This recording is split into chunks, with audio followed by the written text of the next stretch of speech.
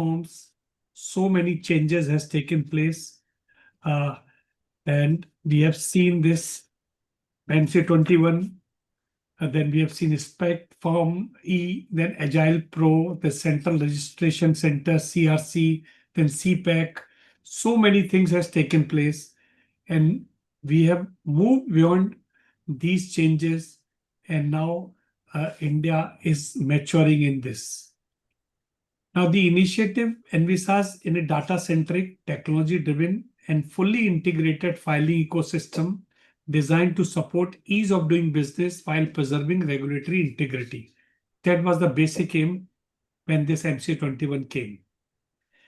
Now, anchored in this vision of Viksit Bharat to 2047, it is proposed that reform aim to transition from fragmented form-based filing to a smart, seamless, and interaction-based compliance architecture.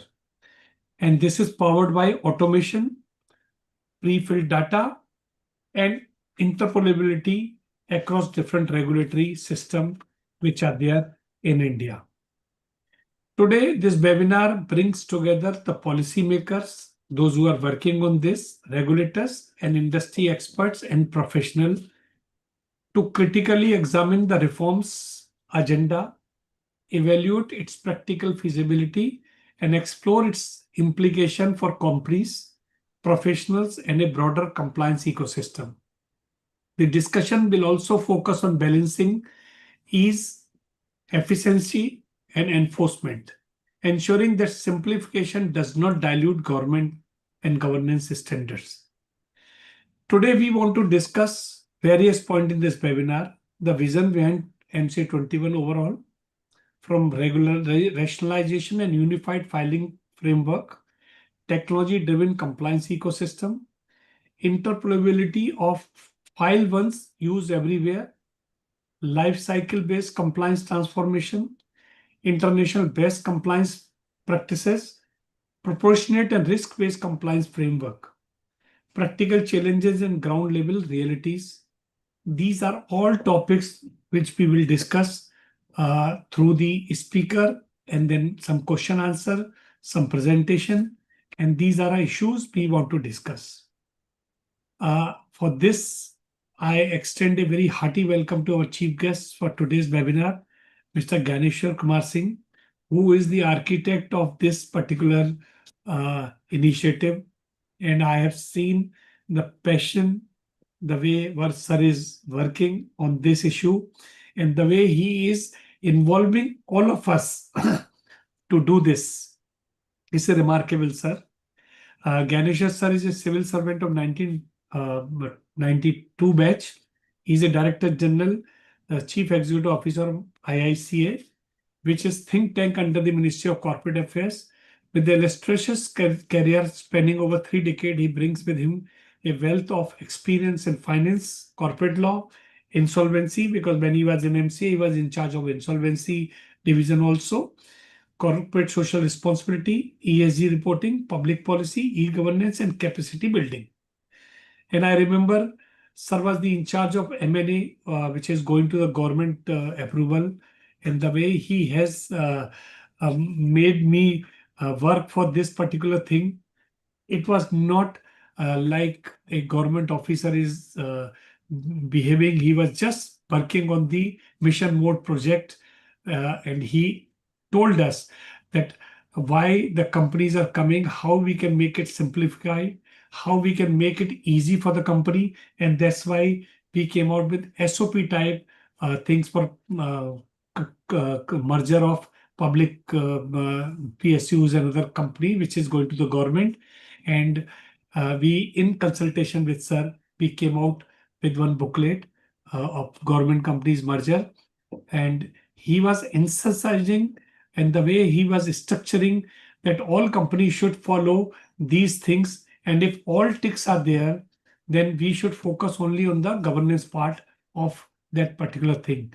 So first point is the entry is that whether they have complied all the information or not, and then we should approve this.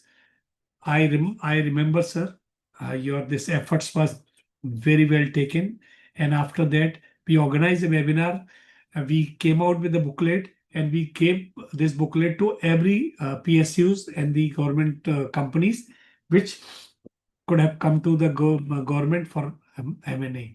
So I have seen his passion. I have seen his passion now also.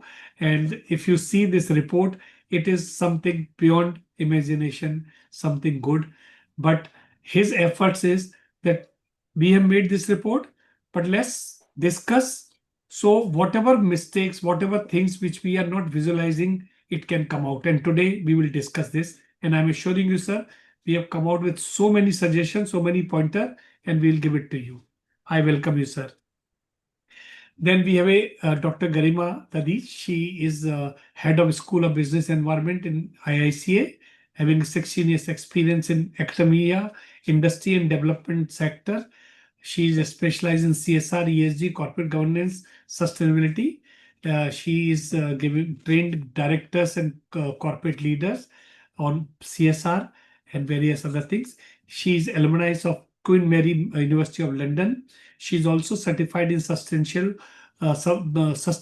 finance and board dispute management with expertise, research, and teaching contribution. And I welcome Madam. And I know when you are working with Sir, so that passion of is also reflecting from your side also, which Sir had inculcated in all of us who is working together. Welcome, Madam, for this program. Then we have Amit Gupta, who is a practicing company secretary, insolvency professional, and he has served as a member of managing committee of Institute of Company Secretary. He has more than 9 years experience in insolvent professional, and Amit is working client side, and he is certifying form, he is filing forms, he is supervising. So his ground level experience will definitely helpful to us. Welcome, Amit. Then we have Ashish Srivastava. He is a company secretary of Lenskart, and with 22 years of experience across leading organization, including Lenskart, Urban Companies, Rights Limited, Sun Pharma, Sun Life, and NIT Technology. He possesses extensive experience in IPO management, governance, SEBI compliances, legal advisory, M&A, contact management, board process, and various other things. So he has handled lots of complex legal issues, a diverse sector of IT, infrastructure, automobiles, and consumer services. Today, he is reached on a higher level, but his experience of doing this particular thing will always helpful to all of us. I welcome Ashish for this program. Then we have Dharambir Malik. He's a company secretary and compliance officer at Constructs. With over 17 years experience in IPO execution, SEBI compliances, capital market, corporate structure. He has successfully led a transition of large private enterprise into institutional government listed companies, including IPO, and then various takeover of the companies. His expertise in governance framework and promoter board investor driven long-term value creation, compliance excellence, and sustainable business growth. I welcome Dharambir for this program.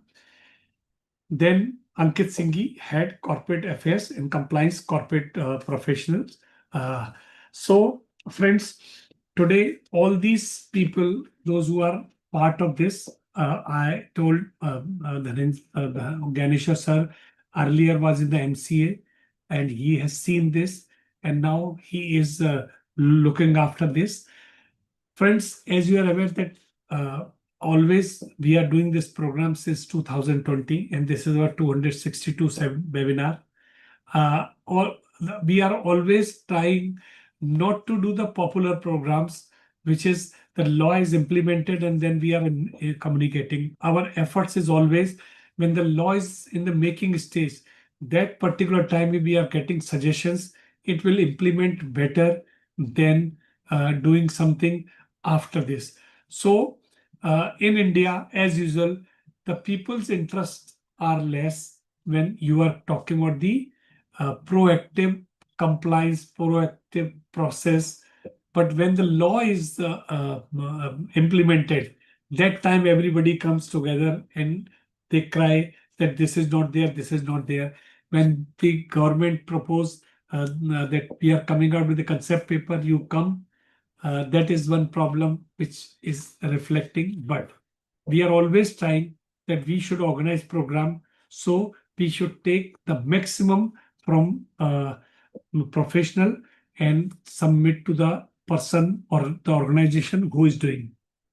So today, when we are seeing this, it is very clear that this is game-changing moment. And if you come out with this particular thing, definitely it is something new. If I'm using very simple word, the old system was file-based. The new proposed system is data-based. The old system was repetitive entry. This is pre-filled plus reusable. Old system was human approval. This system is automated STP. STP is already there, but here they are talking about the maximum STP automated system. Old system was having multiple forms. Here they are talking about the consolidated form. Old system was isolated MCA, but now they want to integrate GST, IT, RBI, SEBI, and various other things in this. So you can understand that this is not just another development. This is a sea and game changer development. Shivam, if you can just show that I have prepared 4 or 5 slides for this particular thing, that how this re-envisaging ease of doing business with Viksit Bharat and this concept paper. Next. So friends, first is strategic reflection point for India's regulatory architect. So I told you that we had MCA21, SPEC, Agile Pro, CRC, CPACE, and various other things. But now we want to take a leap jump and we want to bring out a new blueprint. And this new blueprint is which is capable to make the 3 trillion economy. An objective is set, international benchmark, and digital corporate governance transition to a system to world look as a model for transparency and efficiency. So this is the aim of this report, which is there. Next. Now, I mentioned the current architecture is this is form centric, silos, document and submission. Now we are talking data centric by MCA version 3, file once, use everywhere. Data entry earlier, it was redundant, repeated entry again and again, same form we are filing again information, and multiple forms you are doing. Now pre-filled interactive based interface requiring only incremental delta inputs, mean whatever new you have to fill. Earlier it was a processing, extensive manual review and clearance bottleneck, and then so many people at the regulatory side has to sit and do this. But here is expanded straightforward, straight through process and enabling auto approval of low risk filing. And sometime when your GST form is saying something and this form is saying something, then they can identify. Cross-agency data, isolated agency silos, because you have to file form everywhere. But here, intelligent interpolability via API-based data sharing, which can use and make it a very strong supporting thing. And then the manipulation and the wrong information, and sometimes intentional, sometimes non-intentional, can be checked. Next. So the 5 pillars of filing architecture reforms in this report is submitted. Number 1, platform excellence. That is robust infrastructure, zero downtime. Then tech-enabled compliances. So they are using AI, automation, and various intelligence pre-filled and various other things they want to do. And intelligent interpolability, seamless API with SEBI, GST, all other income tax, so they can remove the duplicacy, they can do work out something.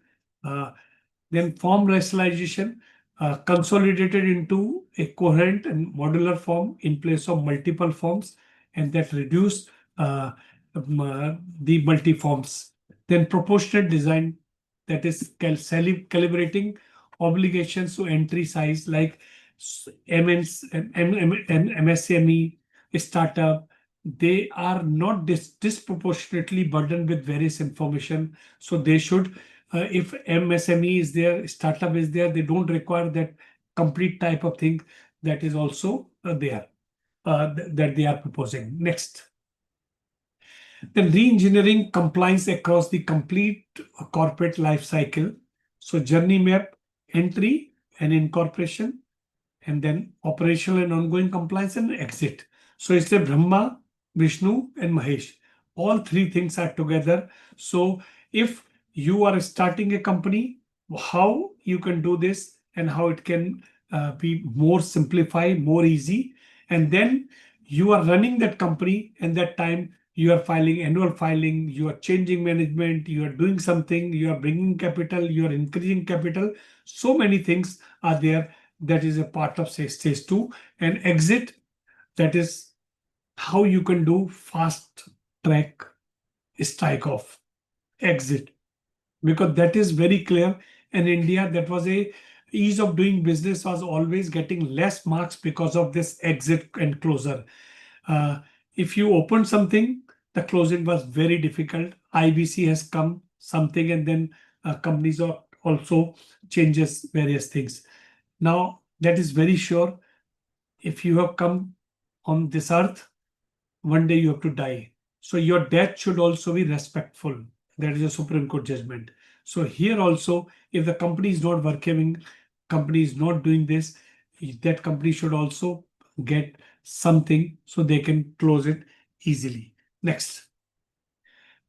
Now, the interoperability hub, eliminating redundant reporting to all these places. So MCA data registry, because if you say registrar of companies, what it means? The mean is that the data of this place is a sacrosanct and everybody should use this. But in India, we are doing it as a silos, and everybody is taking their own data. If you make MCA data registry at single point, and all these people should take data from here, which is required and which is connected, and they should not take their data, they should use their data, then manipulation and then mistakes will be less.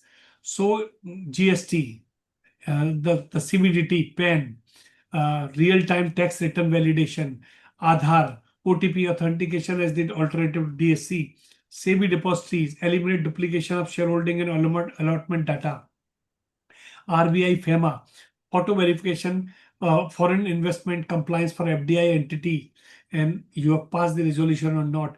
EFPO and SES, ESIC, auto generator registration at incorporation. Because so many incorporation has taken place, some more has to be there wherever it is required. CERSAI, synchronized with charge registry and secured lending. Then NCLT and E-code, digitalize filing and tracking of the judicial proceedings relating to that company, and the GST auto validation of registration status and turnover. So this is another game changer. Things will take place when we'll make MCA data registry with this new system.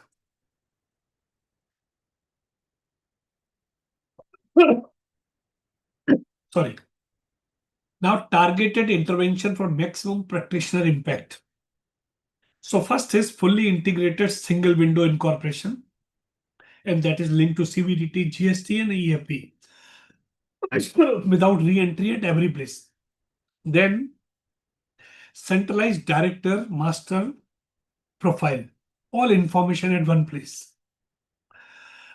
So by merging DIR 11 and DIR 12, and the KYC can also take place. Unified annual filing framework. So UC4, NGT 7, and that all these things is a single structure submission, and that is conditional sector specific model will also be there. Then fast track exit and normalcy, dormancy can also take place by this system. So this is the uh, intervention of maximum practitioner impact will take place here. Next. Now calibrating the framework proportionate compliance differentiator. So now the 1% company minimum information. Okay. Small companies, MSME, create turnover, capital base threshold, utilization of single integrated annual return, specialized category entities, which is Section 8 companies, then listed company and large companies. So just this see the pyramid. So the listed and large companies should have maintaining rigorous, enhanced disclosure, mapped against SEBI oversight and protect wide stakeholders' interests.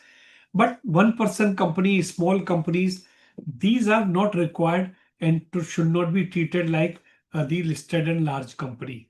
So that is one aspect which has to be taken place. And this architect is talking about this, and this is one game changer thing will be there, because we have informal sector very weak. If you want to bring in the formal sector, you have to do this. Next. Then preserving system integrity, the non-negotiable safeguard. So we are talking about the ease of compliance. That is very good. STP expansion, delta-based pre-fill, unified model, and automated. But we have to see legal safeguard also. The scrutiny, tamper evident, audit trail, multi-factor digital authentication should be there. Traceability, unique SRN-based traceability for every single filing event. Preservation of standalone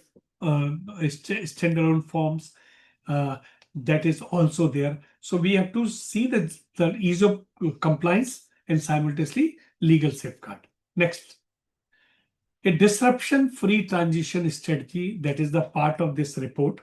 So comprehensive sandbox, the beta testing with professionals bodies, practicing CS, CA, cost accounting before go live. Then phase and pilot rollout, initial implementation of selected category, OPC small companies prior to applying for the framework to complex legal entity, parallel operation, and then continuous support in this. So these are the things which are there. So co-create the next chapter of corporate governance. If the governance structure you have to make stronger, then you have to understand the compliance has to be simplified. The MCA and IICA invite specific evidence-based input from practitioner, industry bodies, and market participant. And this is my request to all, that your expertise will directly shape the final policy recommendation. So today's program is on the same line. We have called the practitioner, we have called the people, those who are using this. They can suggest us what are the changes be required. This is a complete plan for this report summary I have given. From my side, what I have understood, the Garima Madam and Sir will also tell us the thought behind this. So friends, I'm stopping here, and I'll just tell the program structure will be like this. After my Ganeshwar Sir will speak about this and the thought behind this concept. Then Garima Madam will discuss about this concept paper, and then we will have a panel discussion on the entire thing, that these are the changes, how and what are your views on this.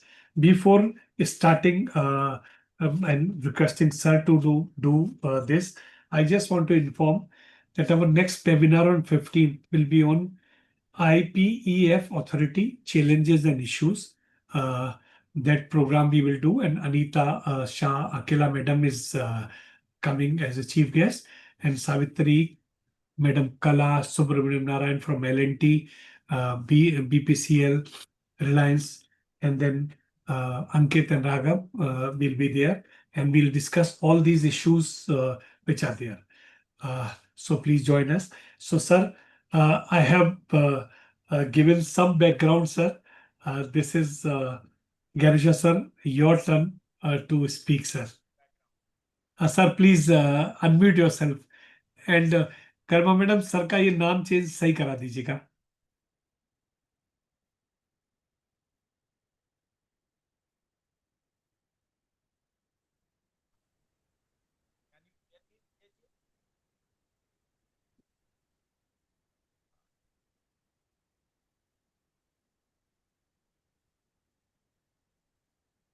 Yes sir.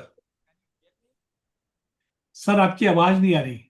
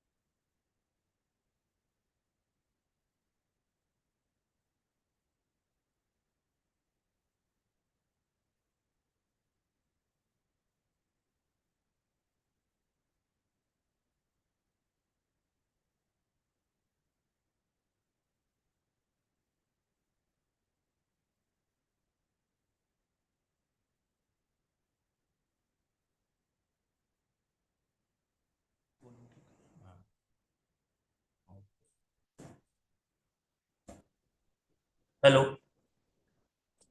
अभी Audible sir? Audible हुआ कि नहीं? Sir you are audible. अच्छा, ठीक है, ठीक है, ठीक ठीक।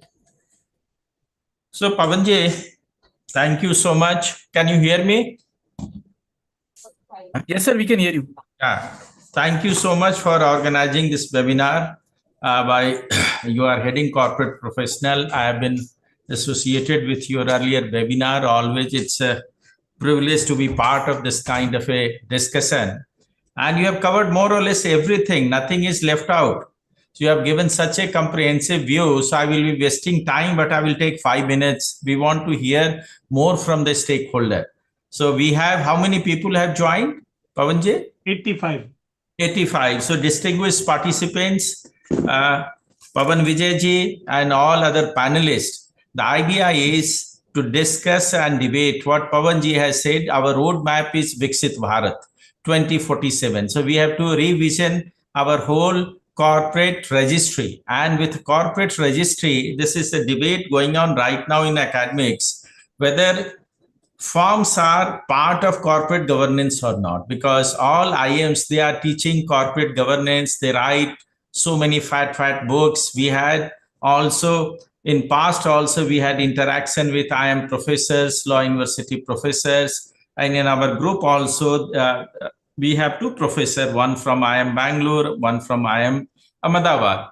Now, after participating in our workshop, they have realized that foundation stone of corporate governance is MCA forms. Act, rules, and forms are connected, and through that, we are able to maintain transparency, accountability, and the corporate governance. What is our principle? I will talk about the principle. More or less, everything has been spoken by Vijayji. See, we have to right now, we have to change our approach. Whenever we meet any company secretary or any professional, he talks about form. He is missing the principle. Why we are talking about the form? So that's why this whole change of mindset, whole change of the approach, and the mandate of the committee is something to redesign everything from base zero. So you forget that what was the earlier system, you have to redesign it in such a way that it should be at par with the global standards. So what are the challenges? Challenges are what Vijayji has said, that we have to first think about changing from form to function. Again, function is related with a data-centric approach. We have to have the data throughout the world. Developed countries, they work on data given once is data shared, and they call it once only principle. So for other jurisdiction, whether it's UK, Denmark, New Zealand, Estonia, Singapore, they treat a state as one. If you have given data to one regulator, it is given to all. So the idea is how to develop the mechanism, what Vijayji has said, that regulators, they will start sharing the data. Before we go to the regulator, we have to think in MCA form itself. If your master data is there, why we are asking same thing again and again? So we have to do the business process re-engineering. What Vijay has said, from 2006, we started the journey. Approach was incremental. So now we have to go for a business process re-engineering, in the sense we have to decide why any form is required, what kind of a function this form is performing. So then we are going to check whether same function can be, or same kind of a compliance can be done by any other form. So that is the principle of rationalization and consolidation. So we have to look. Then we got many feedback that there are so many questions or so many information we are asking from anyone who is filling up the form that is not related to the work they are trying to fill up the form. So two-level check we have to do it. First, whether any form has, it may be that 2006, there may be a lot of manual registers, lot of manual system that has been translated into digital register. So we have to think each form on two accounts. What are the information we are asking, whether any line, any word which doesn't have any meaning, we should not ask. Second is what function, then function comes the combination. We have throughout the world, I will talk about 3-4 trends throughout the world. The trend is towards use of AI and digitalization.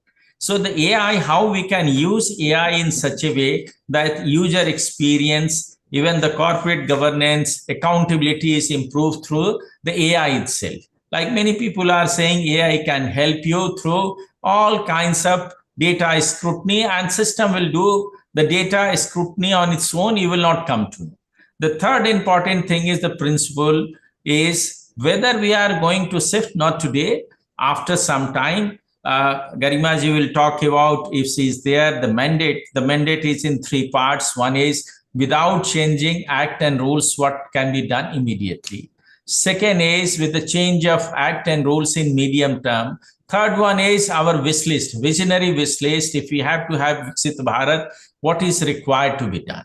So these are the three phases we have to decide. In third phase or second phase, we can think about whether there is a need of some unique identification number for the companies. Singapore has done it in 2009. 55 government departments are using the same number. Same number in the sense income tax, GST, labor, all data gets populated. So this helps you in data collection. You don't need to ask so many things from any company. You are getting on the data. You have to develop the system and processes, how to mine this data, how to do the data analytics. This is one. Same thing New Zealand has done. Same thing UK has done. Right now we have legacy system. We have invested so much in our GST system. We have invested so much our income tax system, MCA. So immediately it can't go. So first approach will be API. We have to develop how the master data compatibility will be there so that we are able to exchange. This is one. Second thing is whether we are going to follow the principle of everything. Before we started this journey, we had all forms were required to be approved by manually. Now we have more than 55 forms that is done through STP. The mandate is we have to see how many forms can further be covered under the STP. What are the validation required within the statutory limits? What kind of a check and balances so that we are not compromising corporate governance principle, because throughout the world, the principle is automatic. It should go. They call it a principle, notification and approval. So they are saying, as a company, we are responsible. This is called trust-based governance. The business is a partner in the wealth creation. So the business has all the responsibility. They will always do the right thing. So we are saying that you have straight away entry to our corporate registry. So this is called notification. You are notifying. And there are the methods like income tax, we do it. There are methods to pick up for a scrutiny, like those who are STP, Central Scrutiny Center is going to be operational very soon. So we have to think of the mechanism, how to allow the trust-based system without compromising on corporate governance. So we have to have the balance between ease of doing business and balance of corporate governance. Now the bigger picture is ease of doing business, what Vijayji has started discussing. In ease of doing business, we started this journey in 2014. Our rank was 142. And 2019 report of World Bank, which was published in 2020, we were 63. So we achieved a lot of things has been done. CRC has been set up, CPS has been set up. We started giving so many, but this is okay. But we have to aspire to become at par with other international organizations. And as of now, Honorable Prime Minister has instructed all ministries, all departments to work on it. So all state governments are trying to work, all central government departments are trying to work. And this is data I will share with you, since we have to put it in a bigger context why this exercise is on. As on November 2025, more than 47,000 compliances have been reduced. 47,000 compliances. So MCA is also part of that, the bigger drive which is being launched by all the departments of central government, state governments, and including 16,108 compliances simplified, 22,287 digitalized, and 4,270 redundant compliance removed. So this is a big exercise. Now you will see the labor code also. We had so many 29 central level laws that has been codified into the 4. Now rules are going to be notified. This is again a ease of doing business, simplification of process. Some way what we are trying to do here, rationalization with a bigger objective of ease of doing business, simplifications, and the trust-based governance. Labor laws has also done it. Income tax, so many rates. Now there are three rates. Now GST has only 3 rates. Now income tax code has come, and the RBI, I was going through some report, the RBI has undertaken a comprehensive reorganization of its regulatory framework of consolidating. They have consolidated 9,000 circulars in 238 circular. There was a demand that corporate professional can always take up. Ministry will be happy to get advantage of. Always in the past, whenever we had what Vijayji has said, developing any new concept, we used to talk to corporate professionals. After any amendment is done, we used to ask corporate professionals. They are always working very closely with policy making. So what is required? There was a question, if RBI can do it, can't we do it? Our master circulars, we have issued circular for last 20-30 years. So sometimes any professional will get hold of any circular, any ROC will get. Can't we do it, update it in one circular like a book? Most of the department, this is exercise being has been started, coming up with a master circular that we can take up, and this is required to be done. Now, another important issue which I just wanted to flag is whether we have to have some kind of approach of proportionality and risk-based filing. We can't ask everyone to file the same thing. Like in UK, we don't have the system of micro entity. There are the companies which are the micro entity.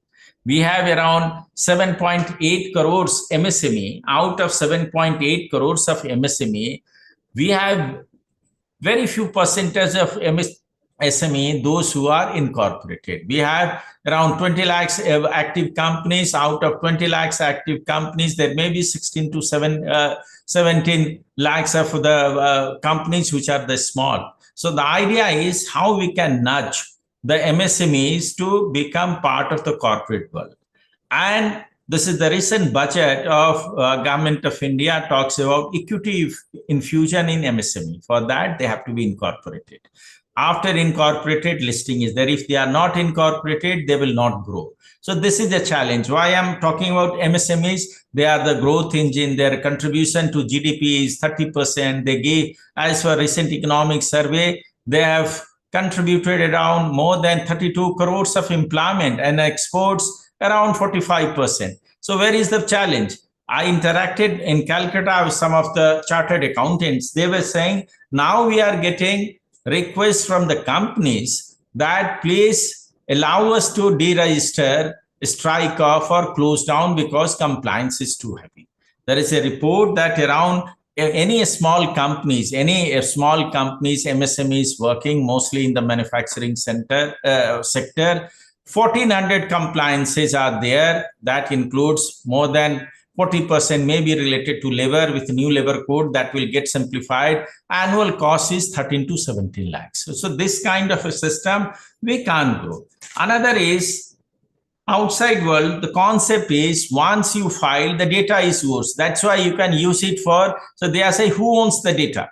The concept is data is owned by the company and the regulator is the custodian. So we have to see many countries, UK, even New Zealand, they have started giving free access to the data to every citizen. Singapore has a different kind of a system where the data is shared, some data is shared, some data is not shared. So that is whether the corporate registry is a public good or private good. If it is a public good, half of our problem is solved. Then we have to think about what kind of a, we have the filing, what should be the criteria? Like in a recent budget also, there is some indication on the need-based or on basis of certain threshold, whether it's a turnover, there may be further relaxation to a small company. So what are the relaxation? Whether it's going to be helpful, that is another, because entity-based listing, big, small, entity. These are, many people are saying there should be totally a separate framework for small companies filing. Then the last we will talk about digital register. This is again a big challenge. Digital register, we have so many digital register throughout the world, it has been digitalized. We are still having the concept, and this concept has come from the Companies Act itself. You have to maintain it the company's premises. Just think of the big companies. How much digital register, and it has to be in the paper format. So now digital register, how it can be maintained at the registry level, where you can access. Estonia is a small country. Estonia has gone for different kind of a technology where data once given, it cannot be changed. So we have to see, this was one of the concern, that if you are maintaining, how the data safety and security can be ensured. So for that, Data Protection Act is there, IT system is there. We have to think of how data can be protected. Now, the last one before, and then I will close it, we have to think of what Pawanji has said, that whether we can make the directory some kind of a suit for directors, what kind of a filing can be incorporated. Similarly, for incorporation, what is happening in the West, how the incorporation is easy, what kind of a system we can develop. So we have to change the user experience. Like many of them, they have said small things. Why can't we have the compliance dashboard? And the compliance dashboard is the moment you open up your computer, you will come to know this file is pending, this filing is payment. Many small companies, when they start working, and a startup generally, and a startup, they have their company registered. They don't know how to go for our intimation of the operational of the commencement of the business. And they come to know after 1 year when we are giving them notices. So small things can be inbuilt. And last but not least is thinking out of the box solution for digital intervention. Can we think of a solution where before you start going for a name reservation, the system will tell you through our AI that this is a possible, this is a trademark. If similar names are there, system will guide you. Similarly, if you are going for registration, all validation will be there. All kinds of help desk videos will be there. So you can try, test. When it is done, company will be incorporated within an hour. So all those feedback, we have got the feedback that was a surprising. Many of them, they are saying that they get the income tax number, but they don't get the physical PAN or TAN number. Now they have to again go and apply. Why it is happening? So present system, the challenges also we have to record, so that with the regulator, we can try to find out where is the problem. We have to fix like the foreign directors, how their KYC will be done. They were saying that foreign directors, OTP is not going to their WhatsApp. Then the email has a problem. So if we are thinking about getting so much of investment, and if we are not clear how the foreign directors can be given some easy way for their KYC of directors, this is going to put the country in the bad shape. Now, the international experiences, we have received around 200 responses from the professionals, and most of them, they are talking about UK as a principle, that is a good as an architecture. What Pawanji has said, Delta confirmation, only the change has to be reported. And they are saying the IT architecture should be of the Singapore. So these are the two feedbacks we are getting. One size doesn't fit. We have to decide our own framework. And we are so good in digital public infrastructure. MCA registry is also a digital public infrastructure. We have to develop in such a way it becomes some kind of a model for other countries. With that, we are here to listen to our professional. 80 of them are there. I respect that they have spared their time. They want to be process of nation building. And Pawanji has said that this is a time we have got the open check. We can write anything. Something will be done immediately. Something will be in medium term. Something will be in long term. We have to go for a business process re-engineering. Pawanji, if you have some good people, those who have interested, what is good about our GST portal? What is good about our income tax portal? What is good about any portal we can learn? what is good, how we can get it, user experience, small things like many of us, we have got the passport made. This is empowerment of the citizen. See, this is empowerment of the stakeholder, those who are interacting with MCA21. I got the feedback, I applied for something. After 3 months, I don't know where is he from. Can't we develop a system? Once you apply, you will get updation through the OTP, SMS is a better that you are here. If rejection is also there, you will to come to know the reasons. There was a suggestion in dashboard, there should be also a column for the complaints handling, grievance handling.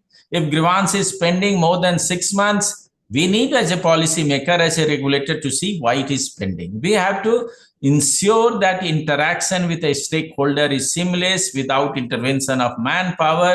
The visit manual, the physical visit to the ROC has to be stopped. All of us has to do our different job. So these are the framework we are looking at. We are very excited and grateful also.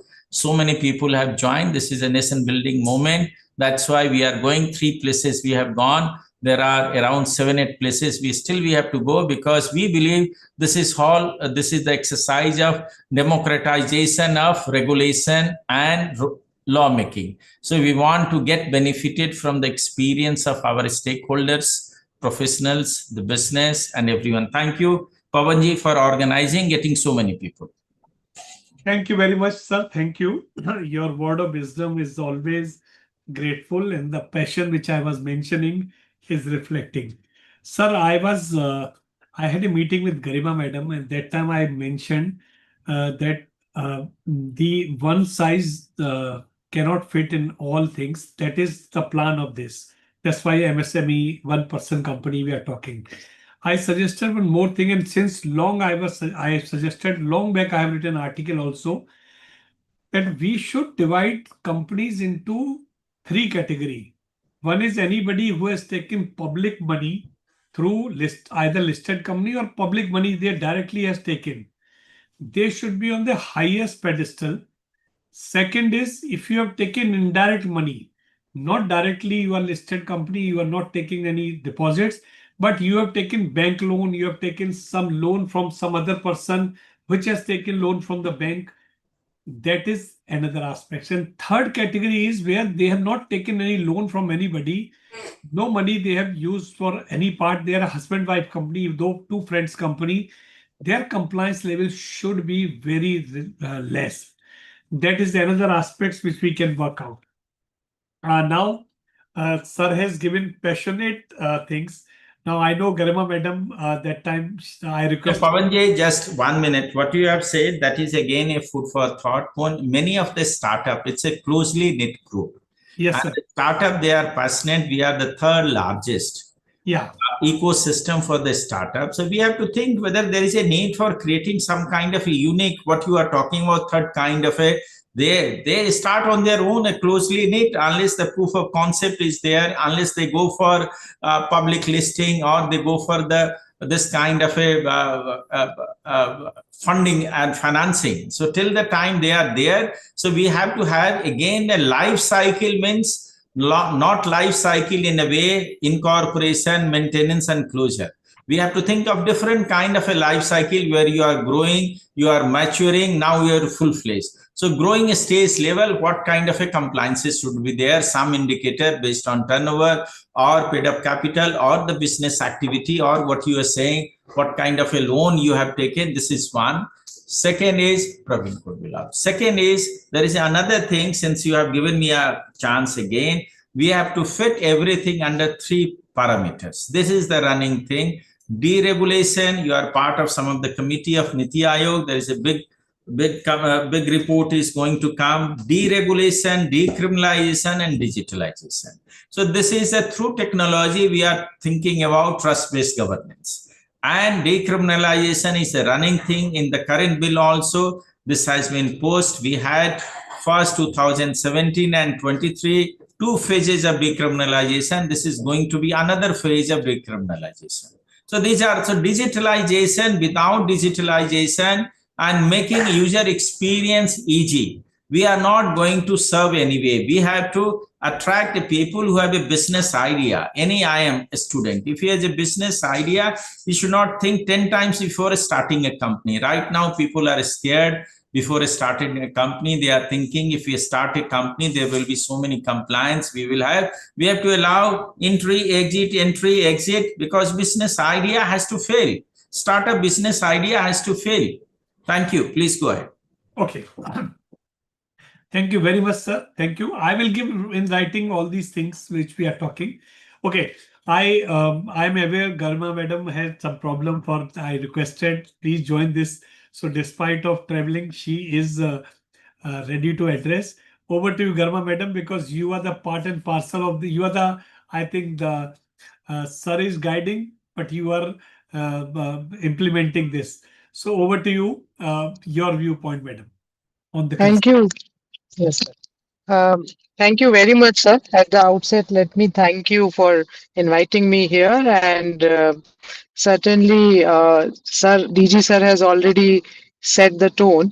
So I would just request Shivam, if you can please upload the QR code so that I can actually speak about the questionnaire a bit.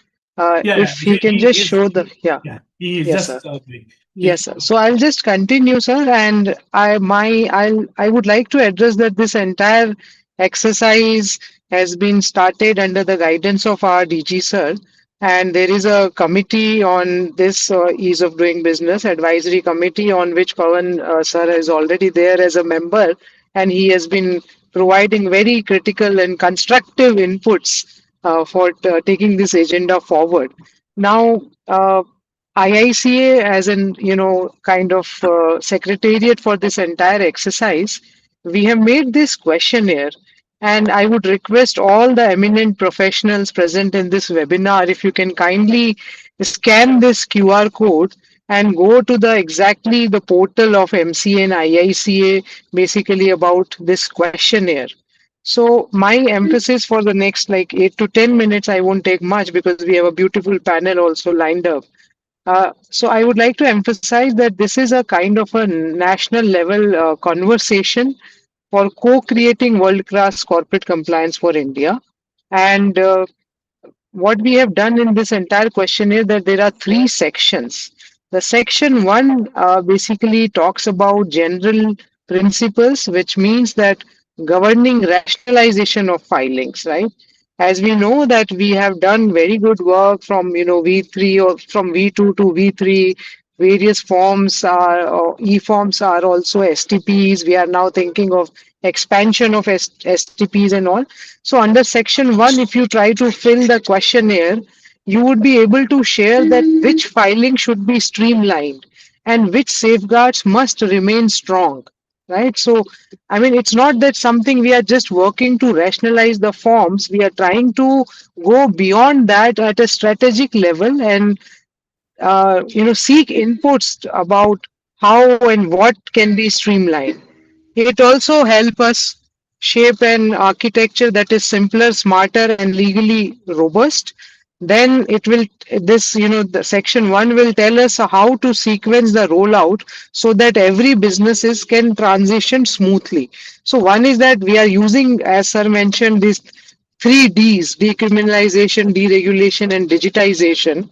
So we know how AI is impacting, but how to ensure that everybody is capable enough to utilize that digitization, that advancement. So that will actually help. Once you give your input in the section one, that will give us a feedback to take this agenda forward. Section 2, where we have a chapter wise questions. So as the entire study, what how we are doing, we have divided it into three stages. Stage 1 is a incorporation, stage 2 is a life cycle, and stage 3 is exit, right? So under this stages, the section 2 talks about chapter wise questions. So from day one of incorporation to every milestone, and that is where we say a life cycle approach, that once incorporated, then there's a event based filings, then what happens about other disclosures, ADT, DPT and all, and if exit, then STK. So some sort of a life cycle approach is what we are trying to work on. So we require your inputs to share your vision for a truly seamless one-touch business registration experience. We have certain international best practices also, but we definitely aspire to even go beyond that and become the best practice ourselves so that other nations can follow us. So this will help us build a system where information is remembered, auto fetched, reused, and then without compromising on our good governance standards or our audit trails. This would also tell us that how digital tools can make restructuring and closures faster and fairer. If we talk, as Sir has also talked about STK forms, we know that we have already expedited STK forms, but then there are certain attached things where STK, I mean, the strike off requires no liability claims, where there is no pending claims, no pending taxes. Also, the different regulatory authorities have to give clean chit. So we are also suggesting in a long run that how the regulatory bodies data speak with each other. Under Section 3, we are talking about a cross-cutting system. It's more aspirational and a data and data-driven implementation consideration. As we know, MCA21 is, ready for its next leap. Your inputs will greatly help us how we harness AI and data sharing. So it will help us identify that where that pre-filling or autofill can save businesses the most time about general information, tell us about how one filing could seamlessly serve multiple regulators at once, guide us on where human judgment adds the greatest value alongside automation. So at a one point of time we are saying let's go to automation, auto populate, fetching the data and all, but on the other side we are also trying to understand to come up with some sort of a risk profiling, that which specific form has a high risk and therefore there is a necessity to get manual approvals. So we are working on that kind of a categorization also so that our ultimate objective of good governance doesn't dilute.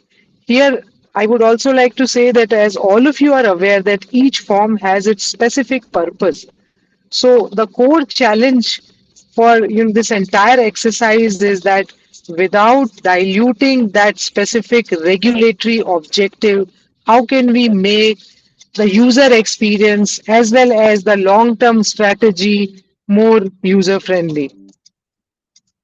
So the I mean, with this reference now, I would just like to briefly mention that the three stages that I've just shared about, dividing it from the Companies Act perspective,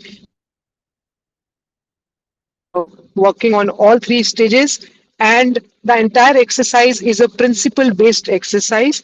As DG sir has already highlighted, that this reform is multidimensional. So we are not actually focusing on just reducing the count of forms. We are focusing on the entire narrative also. What if we reduce the form as well as take it to a interface based filing so that there is no like 40-50 forms for that specific thing. There is a interface, there is a suite, whatever, there are radio buttons, and whatever is applicable, we select that, and we only get the filing options which is relevant for that kind of a entity. As we know, Section 8 company has a different disclosure, OPC has different, and small companies also has different. So that is the entire objective to achieve this. The five principles on which we are working on this exercise under the guidance of our sir is one is a platform excellence. So platform excellence means a more like a user experience. So with a small, some small problems can be taken care by technology, but the small problem can actually work on the very, very big tireless compliance system. So we can work on that. Second principle is a technology enabled compliance. So we are trying to see that AI has changed our entire life. So how AI can assist even automated validations or some sort of a intelligent error detection.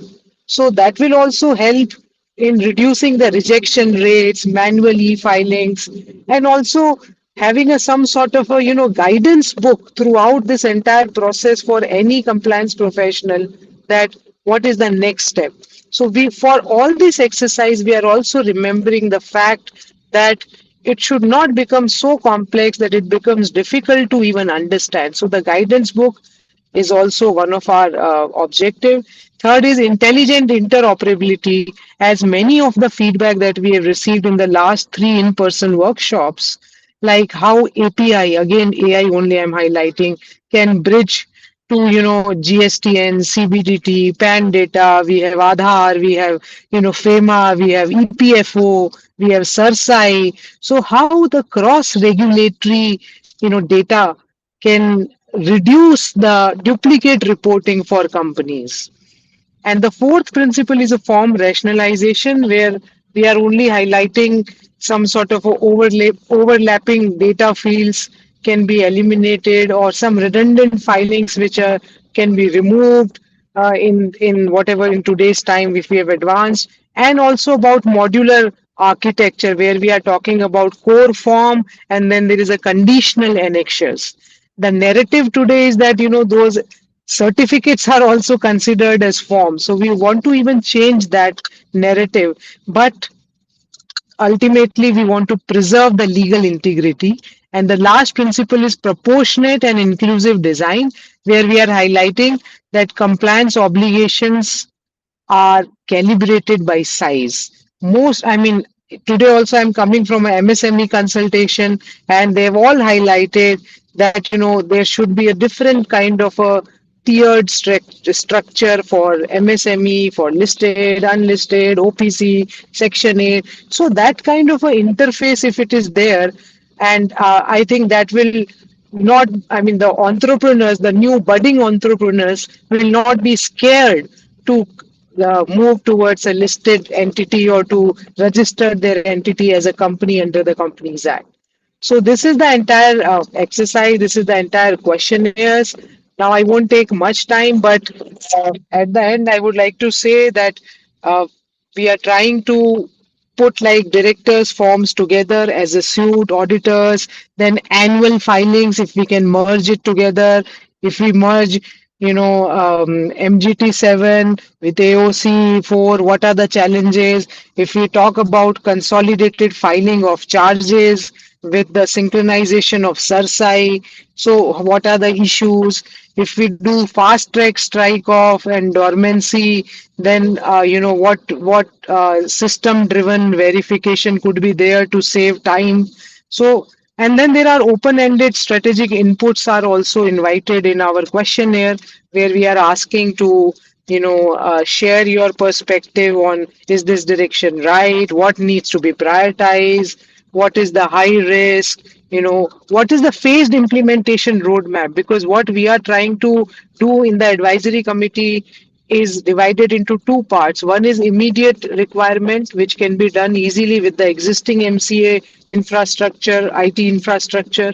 And one is an aspirational, where we may move from V3 to V4 and so on. So we would invite your comments on that kind of a ground level feasibility, and also entity and sector specific requirements, and any other observation. So with that, I mean, I would stop it here, and I would rather request each one of you who are present today to please share your individual comments in this form, because I mean, this entire exercise, our DG sir has highlighted that let's make it an inclusive exercise. So it's not something which I am doing or Pawan sir is doing. It's actually we all are doing. And as in the beginning, it was highlighted by Pawan sir that this is the appropriate time, so that later on we should not crib about whatever changes are there. So this is a very timely webinar, and my sincere gratitude and thanks to you, sir, for organizing this. And I'm looking forward for more comments. I would end it here. Thank you. Thank you very much. Thank you. So now, what I will do, the questionnaire you have shared, that we will propagate, we will tell everyone to follow. Now, the discussion I will start. I'm dividing the entire topic into 6 parts, from registration, data-centric filing, STP, interpolability, proportionate compliance, and other aspects. So Shivam, can you just show? So now my panelists, Ashish, Ankit, Amit, and Dharambir. 2 minutes, just because now I will specific ask questions from you. So Dharambir, I will start with you. Whatever we have discussed, whatever this report is there, your 2 minutes comment, then I will go to the topic, take the view from everyone. What is your view? Thank you so much, sir. And dear Shivam, all, अभी just as a close कर ले. Yeah. thank you, sir, and dear all panelists and the participant. So, as per my initial remark, this proposed overhaul of MCA seems very transformative, and as a user and corporate, we should welcome this as it definitely offer enhanced transparency and accountability and same time rationalization of the MCA returns or filings. And I was going through the concept note, and while going this concept note, which has been developed by IICA under the guidance of Gyaneshwar sir and Garima madam. So while going through the concept note, I found it very encouraging. And I must say that if it is, implemented the way it has been envisaged, then definitely it can be a role changer for the users. And same time, it's also offer an opportunity to India as a country to set new international benchmark in the digital corporate governance. Having said that, I would like to emphasize that the success of this proposed overhaul, the advancement in the technology or the system, ultimately will be tested or depend on the stability and the minimum, downtime of the system.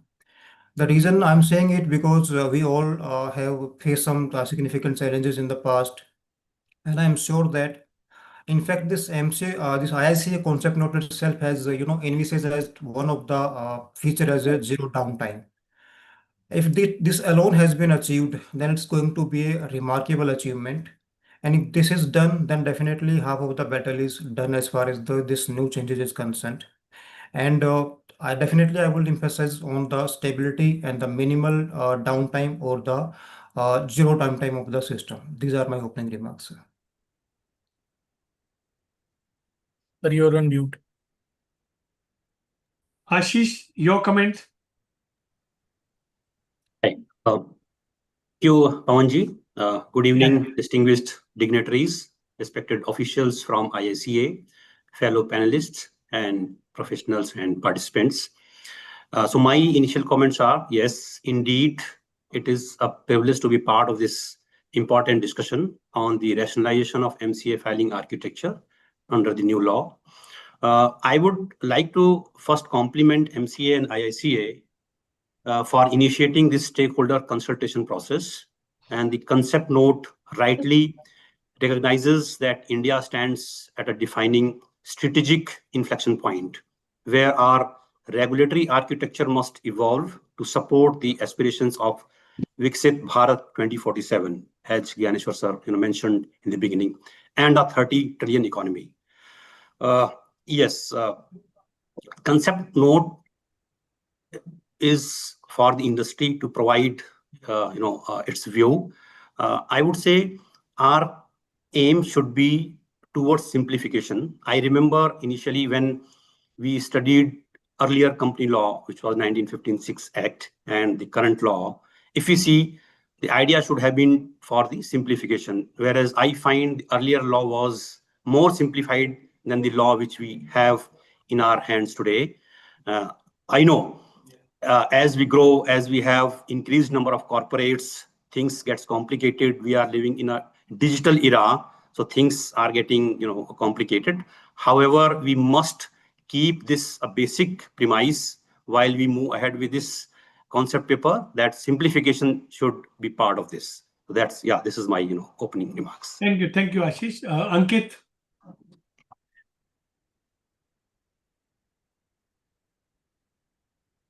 Ankit, can you hear?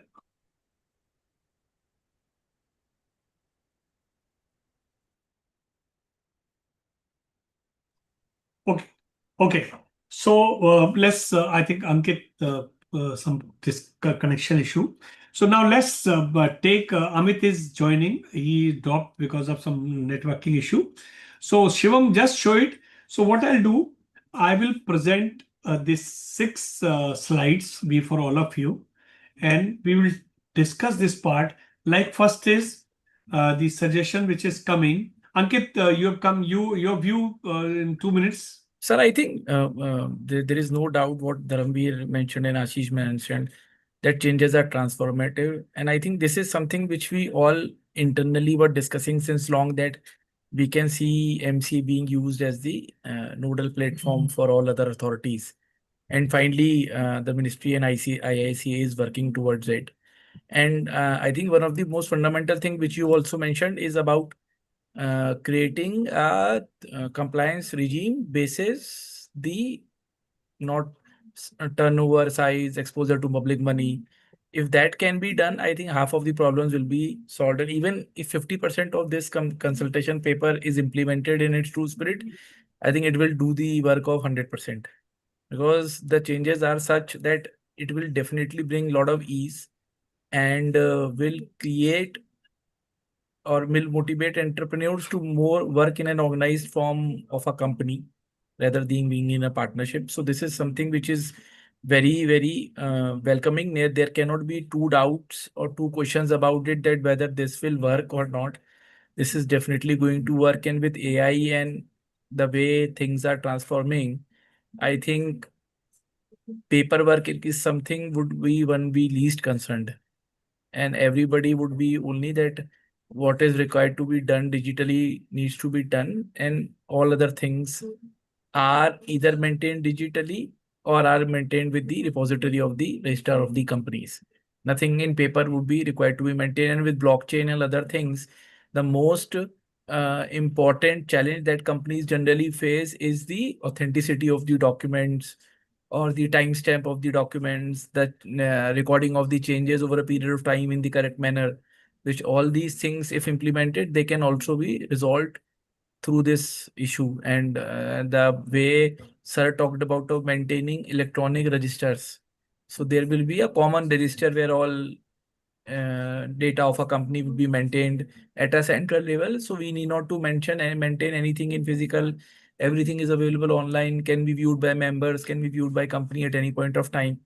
So a lot of things can be made easy if we move in the right direction. But I also agree with Dharamveer what he mentioned in terms of proper implementation, because we have seen in past that at many times, due to hurried implementation, instead of creating ease of business, a lot of complexities turned up, and it becomes challenging for both professionals and entrepreneurs to even do compliances within a normal period of time. So there is one question in the questionnaire which talks about the period during which you feel that it should be established, 3 to 6 years or something kind of a thing. So I think we should be seeing it from a long-term perspective, not trying to achieve too many things within a shorter time frame. Implement thing one by one, and it is also one of the options in the that it can be adopted, for example, by a small set of companies based on certain parameters to begin with. Once it is tested properly, that can also be um, uh, expanded to other set of companies. So I believe a lot of things have ministry and IEC have already considered while drafting this consultation paper, and they are on the right path in order to not only gain right insights from the stakeholders, but also to plan, implement, and understand what is required. So that is the greatest thing I think one can say about this consultation paper. Okay. Thank you very much, Ankit. Now, so Dhambir, Ankit, and Ashish, you all have a experience, and Amit is also joining. I'm taking one by one the part. You please tell us from your side that as per your experience, what are the problems will come, what are the things will come. So they should take care of this part. Shivam, just show it the first slide.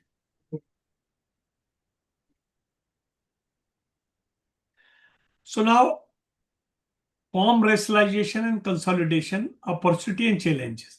So one is this is the plan, the reduction in number of forms and merging overlapping things. This is there. The legal concern and practical concern I have mentioned, but now I'm asking all three. If we reduce form, so I'll start Ashish with you. If we reduction in the form or merging, what challenges you are seeing? So they should take care of this particular issue.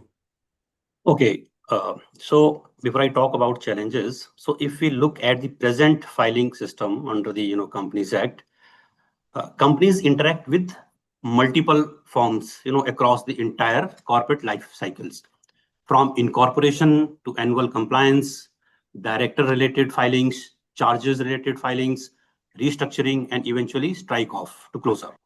So many of these capture overlapping information repeatedly, if you would have seen.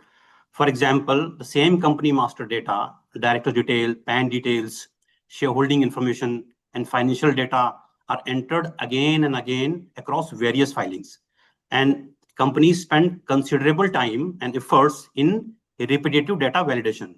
So I would say there are few challenges, like first, duplication of data and repetitive filings. That is the first challenge which we face. Second, increased compliance cost. Of course, when you have a large number of filings, so involves costs and administrative burden as well. Third, higher probability of filing information which may not be consistent, which may be different information you may tend to file by mistake also, and also technical errors, and also dependence on manual processes, manual intervention when you have large number of forms filing. So the reform proposal towards filing once and use everywhere architecture is both timely and necessary. So these are the main challenges which I feel companies would be facing.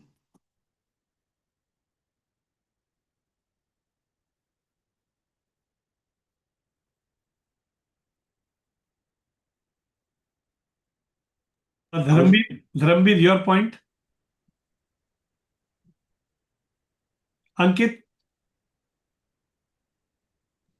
Sir, this is one thing which we have already suggested to Niti Aayog as part of the SOCHM representation, that there are a lot of forms we see which can be merged, specifically like for related to financial information like DPT3, MSME. These can be merged with the financial statement itself. So we can figure, I can list out large number of forms which can definitely be merged out. So there is no issue in doing Can that. I request you something? When we finish, this exercise, what we need, that we get a lot of suggestion from the stakeholder, what can be merged with. We need the rationale, the Sure, form, some column, what is this form purpose is there, the same purpose or function, how it can be addressed. Sure, sir. So if justification is there. Second, I was thinking all of you are professional, you have such huge experience. Yesterday I was there in Bangalore. I visited NESL. NESL is information utility under IBC. Okay. Like for striking off, there are lots of affidavit and other thing. All can be done digital. They are doing bank guarantee digital, contract digital, so that you don't keep the data. It can be done easily. So we can identify, we can ask NESL. The CMD was saying, give me the wish list, I can give you the demo. What can be done easily? So where there is a legal requirement that we have to have some kind of this kind of a affidavit or some kind of a forms which is signed, so it can be a digital. Totally, sure, sir. It's digital. So we have to identify. First is what you have said. It's absolutely fine. That is the caution. We got it from 200 practitioners. They are saying that what should be the implementation strategy? Start with the small one, so that this is like use cases, get the proof of concept right, then you go to the big one. And the most important, based on the present experience, everyone is talking about IT architecture. So everything will depend on the kind of architecture we are looking at it. So IT is going to be the key differentiator of this whole exercise. We have all the good feeling. If we are not able to design the IT the way it should be able to address the concerns and what you have said, stability, all those things can be done. There was one suggestion that someone was saying in Bangalore, can we decide timeline, fixed timeline, deciding for all kinds of compliances so that it is a staggered, something which is not related to AGM. It can come in 30th June, something come in July, August, September, so that staggered way, we don't have so much problem of infrastructure. But infrastructure has to be the world class. When we are thinking about the V4, it should not be incremental development. It should be able to sustain the peak hour workload, and even it should be able to sustain it with another 5 years increase of workload. Okay. Sure, sir. We will do it. Okay. Dharamveer, you have any point on this? Yes, sir. When we talk about the reduction in number of forms, then there could be one challenge as per my observation, that just merging 2-3 forms into one forms may not be helping the users or the corporates much, because ultimately it will lead to the complexity of the form, which will be more error prone, and that ultimately create challenge in the uploading as well. So focus should be to adopt the modular reforms, as Garima madam has mentioned, and that is the part of the concept note also, that there should be flexibility, that one part can be core information, another thing can be like the annexures or the matter which is in hand, or the event which is taking place, or the company want to inform the particular information. So just in order to try the number of forms, the merging of the multiple forms should not be the way to go forward. I think it should be, viewed comprehensively, and definitely there are some redundancy in the forms, or there are some, overlapping of the forms or the information that can be done away easily. These are the some low-hanging fruits, I think, as far as the reduction in number of forms are concerned. Okay. See, I have a request. What you are saying, Malik Saab, it may be relevant. We have to test why we are merging, but we can think it for the registers, for directors registers, for deposits. So many registers, there is so many, 70-80% is overlapping. So we can say, we can make it a suit. Whenever you want to do it incremental thing, half what you have said, 70-80% information will be constant. 30-40%, yeah, 25% is you go to, there is a one suit. You click it, whatever you click it, whatever is required, that way, otherwise people are getting lost. See, people are shifting to Singapore, people are shifting to UK. When you say 140 forms, 100 forms, people get lost. Make it such a way that you are able to get the necessary information, but that can be done in a way that we are able to select, and only incremental data is able to be faced or filled up by the whoever is using that form. Sir, you definitely, echo your views, and I was talking about more from the uploading or the e-forms point of view. Then definitely the registers can be the area which can be merged, or the flexibility, or the, modular forms are the way to go forward, which I think already the part of the concept note. Okay. So this is it is welcome move that we should reduce the form, and we should merge overlapping information. So if the less form, less compliances, and less data again and again. Only thing is, we have to see the legal concern, because some form is made for some particular issue. So that is should be taken care. And practical issue, that training and other thing, you have to tell, that is the general part. Part number 2. Next point, Shivam. Shivam, next. Yeah. Now, from form-based compliances to data-centric governance, this is the biggest change is taking place. So, evolution of MCA21 has taken place, then present system, and now this is the new system, which is version 3, where bank data, other regulated data, company internal data, public data, all is coming at under one, and you have a native data model, advanced analytical, real-time corporate governance, early warning system, all these things will take place. So what is, if this is happening, so the point is, the file once use everywhere concept, that is one important thing you are using here, and this is a universal data. And implementation path is step by step is doing, and then you are analyzing, you are using AI, and then using for the early warning system and advanced analytical system, because the system is mature and providing this. Ankit, you have any view on this, that if this is happening, what do you feel? What do you feel is very simple answer. It would be easy for everybody. Because I was just discussing with my colleague that there is a requirement of filing a GST return, filing an income tax return, then there is a TDS return. And all of these things are, for example, a lot of things are taken from the balance sheet, financial statements, which comprises of the balance sheet. So what if all these information are maintained at one place, and through that one portal, all these filings are done? So why I need to go to income tax portal for filing income tax return? I need to go to GST portal for filing GST return. If there is one single portal where all my standard data are maintained, the system captures the standard information and the dynamic information I can provide at that portal and uploads it to the system, and it goes to the concerned authority.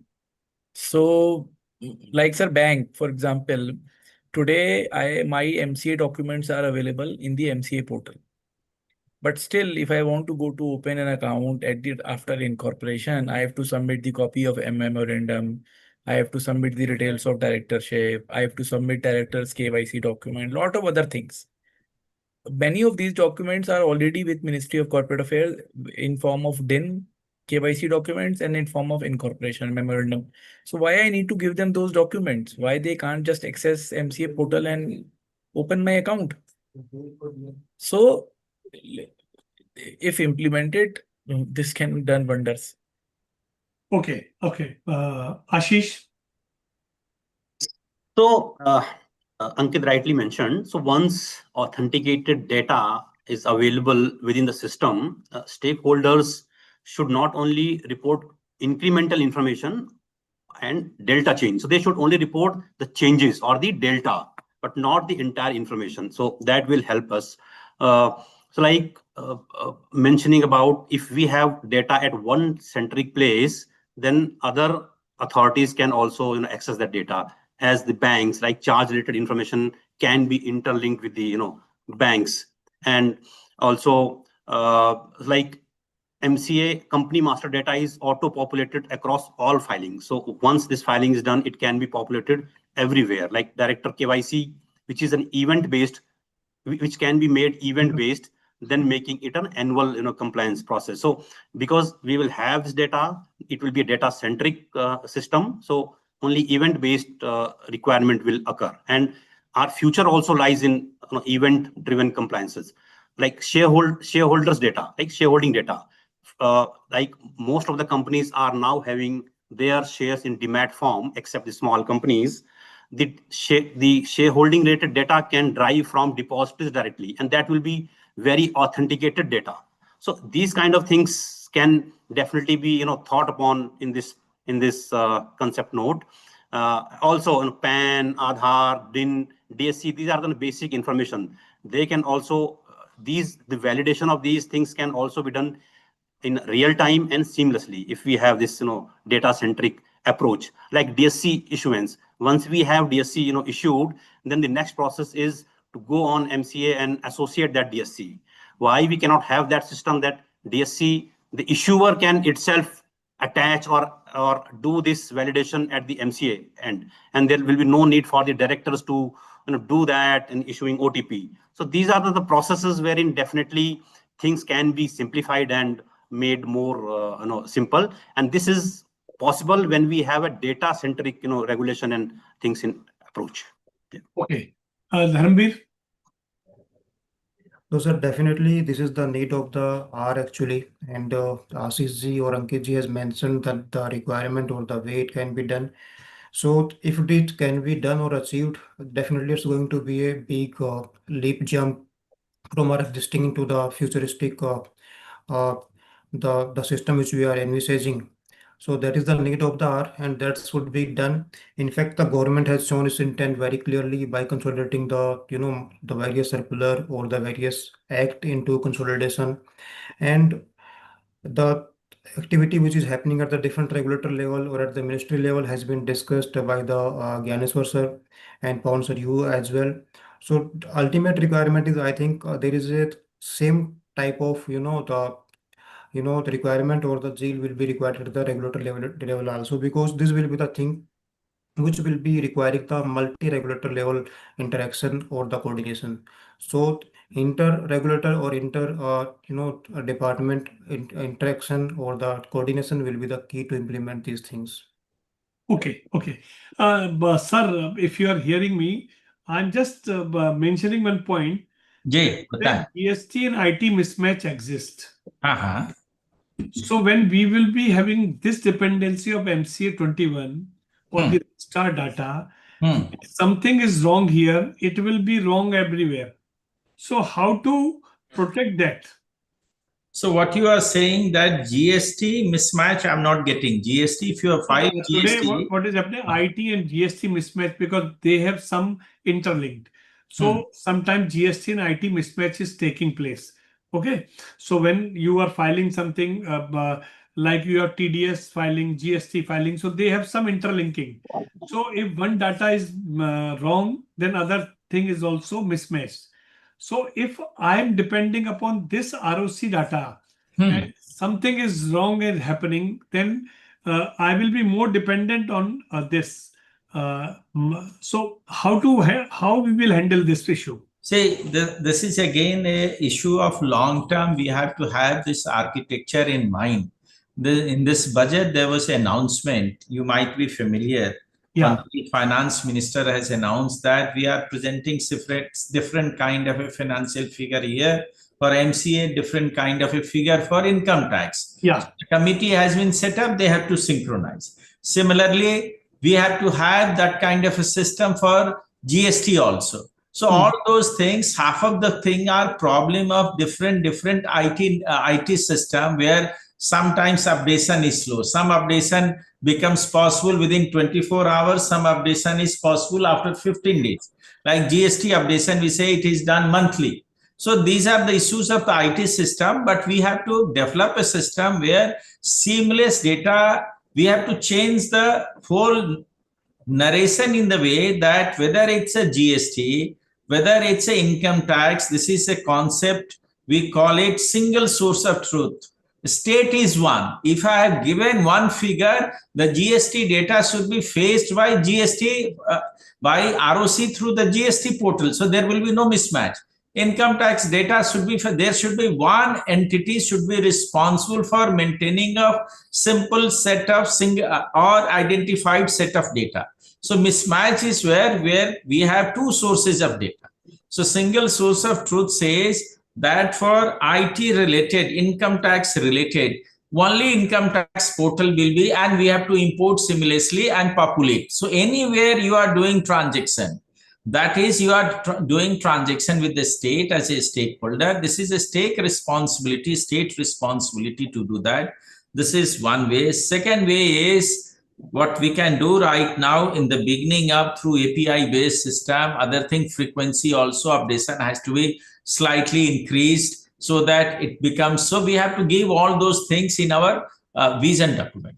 And another big ticket is, unless I think whether Ankit ji has said or Malik Sahab has said, someone has said that unless we shift to unique identifier number, now SIN and GST number and PAN number is different. So you have to always map it.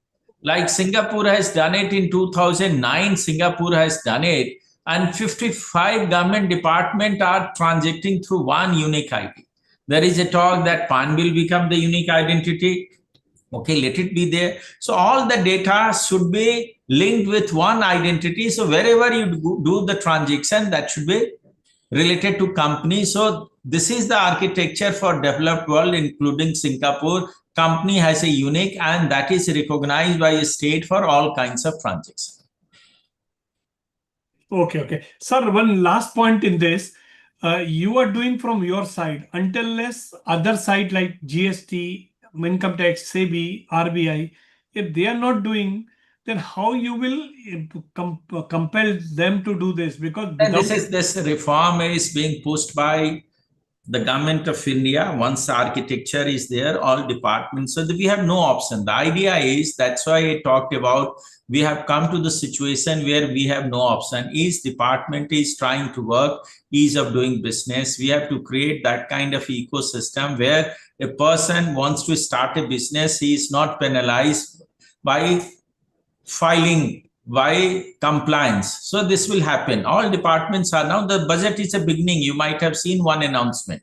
So Yeah. government is trying to assess the stakeholder commitment, feasibility, and also the phased approach, how we are going to implement this thing. So we can write in the report, this has to be ensured, all three databases has to be talked, and similarly feasibility of the master data, the feasibility of updation, data exchange, all those things we have to ensure. Okay. Amit, you came late. You have read this report. Quick comments on this particular thing. If we have a single point of information, will it help? What are the precaution you just want to say? Good thing is there, but precaution. Yeah, all right. Thank you, sir. Compliments to Gyaneshwar sir for bringing such a thought-provoking leadership idea where we are now transitioning to the age where we will be having a regulatory framework which is going to be pro-business. We have been dreaming for the last 25 years since when I became member of the institute that our laws are having these difficulties, these challenges, and they are not pro to business. But I have been listening, though I was not with video on, but only for the last some time I've just joined. But I have heard him fully and I have read the concept paper.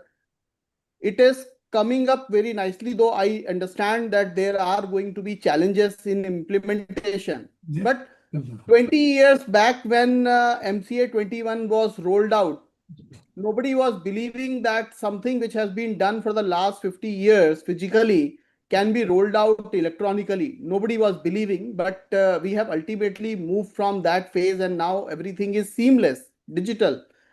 Now we have seen MCA21 phase 1, phase 2. Now we have launched with phase 3 with AI enablement. And now what we are talking about one data which is going to be used all across the different departments. So ultimately, how it is going to help for me as a business, I am concerned with that if government wants to regulate something, all right, I don't have a problem. But why it should burden me instead of easing me? Now, the thought and the architecture, what I have understood from Gyaneshwar sir and Pawan sir, it is going to be like a system where you are just filing information at one common platform with one common identification number, which Yeah. can be used by n number of people and the stakeholder whosoever wants to make use of. This is the wish list what the business have been asking for, but it was unfortunate that we were not able to have this kind of concept paper and this kind of architecture in place. Having said so, if this kind of infrastructure we are ready to build in and we are able to implement it, I think this is going to bring economy to the next level. What we are talking about 2047 Viksit Bharat. I'm sure that this will be the prerequisite. And once this prerequisite is fulfilled, I'm sure we will be moving on the right track. Now, coming to the question what Pawan sir has flagged to me as to what are the challenges. I think challenges are only one because India is little diverse economy. It is not as simple in comparison to Singapore or US to UK or to any other economy. So we have our own challenges also. We have our own innovations also to counter those things, I think artificial intelligence, technology, and the other system needs to be robust so that pilferages could be minimized, so that the misuses could be minimized, and the user experience from the country, the professionals who have been associated with the respective domain with their expertise, I'm sure the architecture can be created in such a manner which does not let the people make any misuse of the system what we are talking about. Though it is possible, but I'm sure we will be able to build in. I think it's a very, very innovative and very, very commendable effort what the ministry is going to take. Good, good, good. So Amit, thank you for. I'm going to the next point. Straight through process. Now this is another government has started, but now in the new system today, expansion of auto approval mechanism. So the the manual work should reduce, like small business registration, low risk license, integration, automating system, real time or real time decision making. Simultaneously, the compounding part, which is there, which is normal. Just it is you paid the amount and the things are there. And then some governance implication, defined automated decision rules, clear audit trails, robust oversight, defined human intervention. These are the STP. So now just tell me this STP part, if it implemented, Ashish, what is your view if it is happening? What will happen and what are the risks in this? So, okay.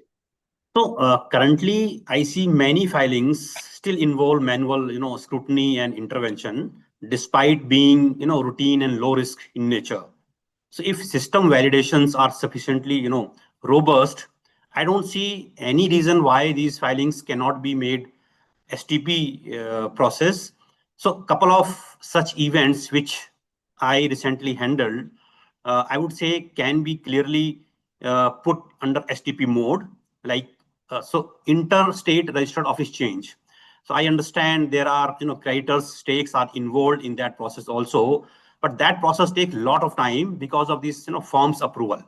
So, as long as companies existing today, we live in a network era wherein everything is digitalized. You are in one state or other state, it doesn't make much of the difference. So this process can be expedited if forms related to these are filed and they are under STP. Also, one of the key is conversion to public company. A lot of companies are coming up with the IPO, and the prerequisite is to convert to a public company.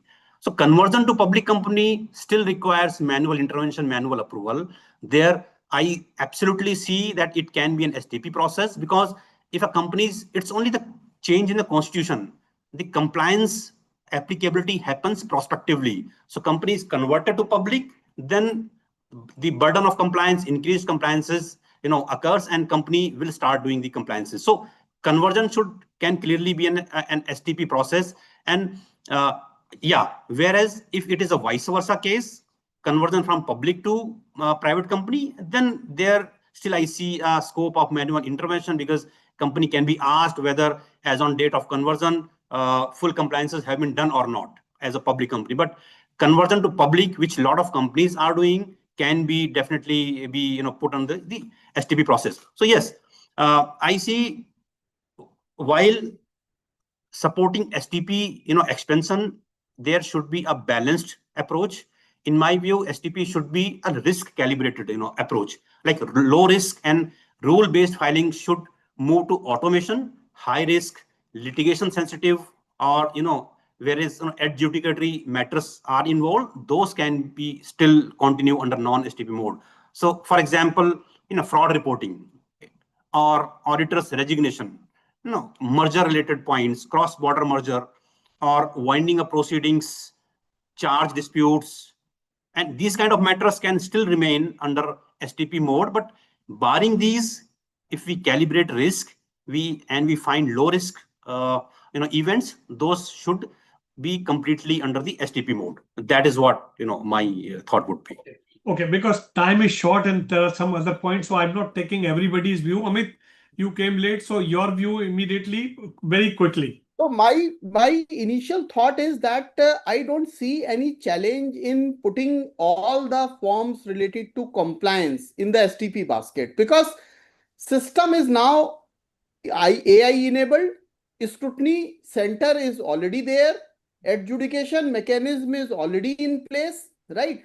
The work of a registry was what? The work of a registry was to register anything and everything whatever was filed in the system, and ministry has enough teeth under different provisions that they can go for scrutiny of the form, and they can penalize the people who are the wrongdoer. So I don't see that per se whatever is being filed, we should not be having a wait time that it is not yet approved or it is still in approval. Why the human intervention should be there, that is my thought, right? Exceptions may be there. If we don't want to put everything, then there may be rule based exception that these form will not go initially, but I think we can enlarge the scope. I am aligned that Amitji, what you are saying, we have to also think this is our approach, that we have to see the best practices, we have to see where we are, because we are trying to become something. You can say this registry should be based on the principle of trust base, and those who are violating, they should be punished heavily, so that you are making a balance between simplification, ease of doing business, and corporate governance. But the international principle is real-time updation. They don't want manual intervention. Gatekeeping job, whether it is done by XYZ officers, they have enough time. They can use it, data analytics. You get all kinds of data. We have not started doing data analytics. Data will help you through AI to understand early warning system, the flags, all those things. Because the moment you allow someone XYZ to start the gatekeeping job, this is his discretion. He may happy, he may not happy, and he may further send it for rejections. He will ask questions and questions, and in a government, there is a finance department. If the person is hell-bent on, he will quote some rules which has been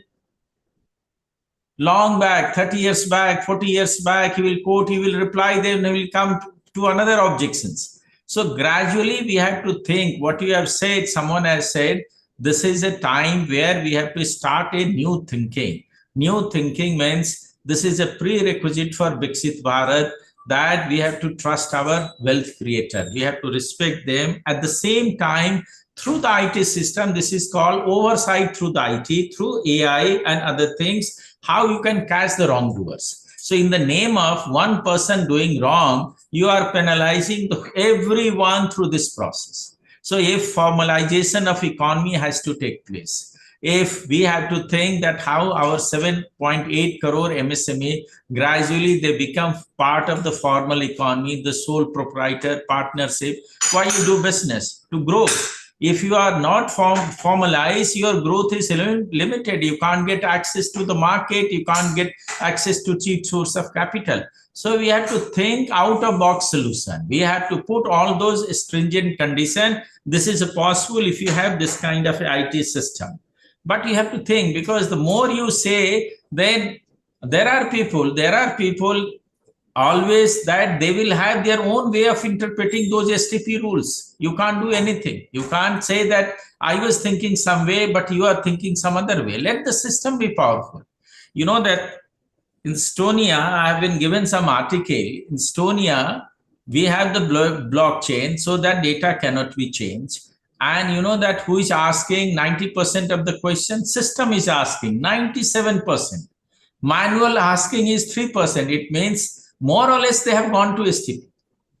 So we have to think a small country has gone so far. So unless we do it, we cannot create the entrepreneurial ecosystem in the country, and we will be discouraging the young generation to start business from a country. Okay. Next, Shivam, next. Now, this is also very important, that interoperability of between MCA, GST, and CBDT, RBI. So there is a universal identification for identity, a standardized form data format, real-time cross-verification, and simplified portal for end-to-end compliances. So you can get all automated real-time data exchange, risk-based audit, enhanced transparency, and dynamic policy adjustment that can take place. The governance standard will go up. Only challenge in this that accountability and governance concern is there because when there is a cross agency, the data ownership issue is there, multi-layer data privacy issue is there, harmonization is also there, and then how the security and robustness of API will be there. Okay, so this is one part. So Ankit, what is your view if this has happened? What will be the result? think that this is similar to the one data everywhere concept because here This is Ankit, interoperability. this is different. This is literally different. But this will definitely mean sharing of data with all the authorities by a central point. That only there will be on interoperability. If I can change easily the data which is there, I can share that data with some modifications to the other authority. That would mean that they have to be centrally maintained at one common place. Like shareholding, we file a shareholding pattern with shareholder list with MCA in annual return, quarterly shareholding pattern. So if there is as Ashish mentioned, I think if there is a DP which is maintaining all the shareholder list, SEBI is already moving to system-based, system-driven shareholding pattern. Similar thing can be done at MCA. All the data from Benpost can be shifted to MCA seamlessly through this one data and everywhere. So, okay. In some way, both are associated with each other. Okay. Okay. Ashish, you have a point. Then Dhambir, you please tell. You want to go ahead? Hi, Ashish, you have any point on this? Any challenge in this?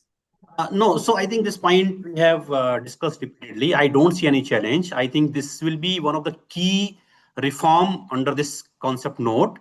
If this, really, comes into effect. So like GST turnover, we can auto-populate from financial threshold. PAN validation, as I mentioned earlier, can happen in real time. FEMA can be integrated with, RBI system. Share capital allotment data can be put in sync with depositories. So definitely there will be boon. There are various advantages of this reform if that is made effective. So I don't have any doubt if this will not be of any help. It will definitely bring ease of doing business, and user experience will be excellent if this is done. Okay. Dhambir, you have any additional point?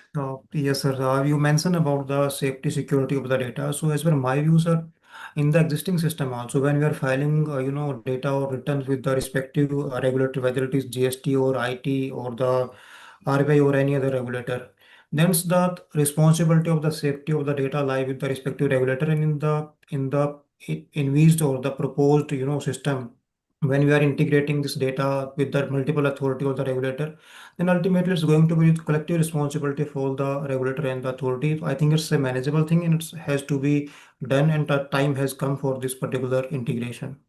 Okay. Okay. So next point. This is the last part. Some other point because time is short, so we have to conclude fast. Yeah. So now this is one intelligent compliance, proportionate regulation. MSME versus large corporate, and the structure, the pyramid structure I have shown. So by doing this, do you think the future OPC and small companies will be in one parameter, and the listed companies then they require more compliance? It will helpful. Amit, your view?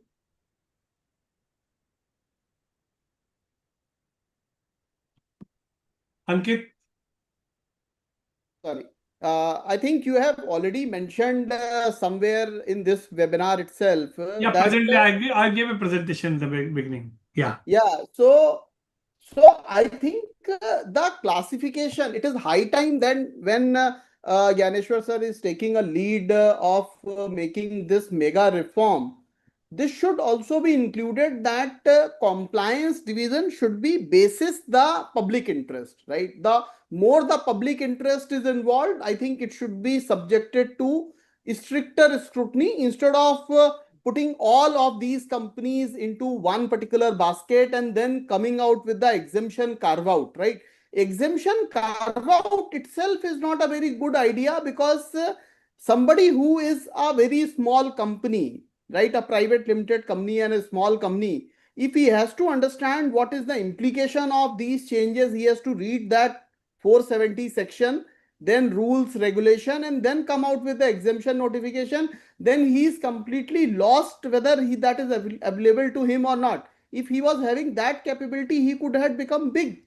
So I think the classification should be based on the methodology what Pawan sir has already suggested, basis the classification, and if that is done, I think this risk-based, threshold-based compliance architecture will be meaning the one and the same thing. That if your company has lesser public interest, not only in the company law and the corporate law framework, but in the other framework also, your compliance threshold will automatically be moving towards that. That will be the real ease of doing business.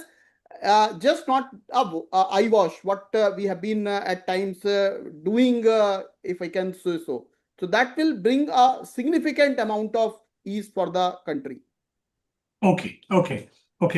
Anybody has any other point in this additional point? Yes, sir. So I would like to, during his address, Gyaneshwar has mentioned about the foreign, regulator or the systems. So in my professional endeavors, I have also got a good amount of exposure while working on the foreign, portal or the regulators. If I talk about particularly about the UK company house, then definitely the maybe the interface or the navigation may not be the the up to level, but when we talk about the least amount of documentation, least amount of information, then they are at a big league. Actually they are beating us in a by a big margin.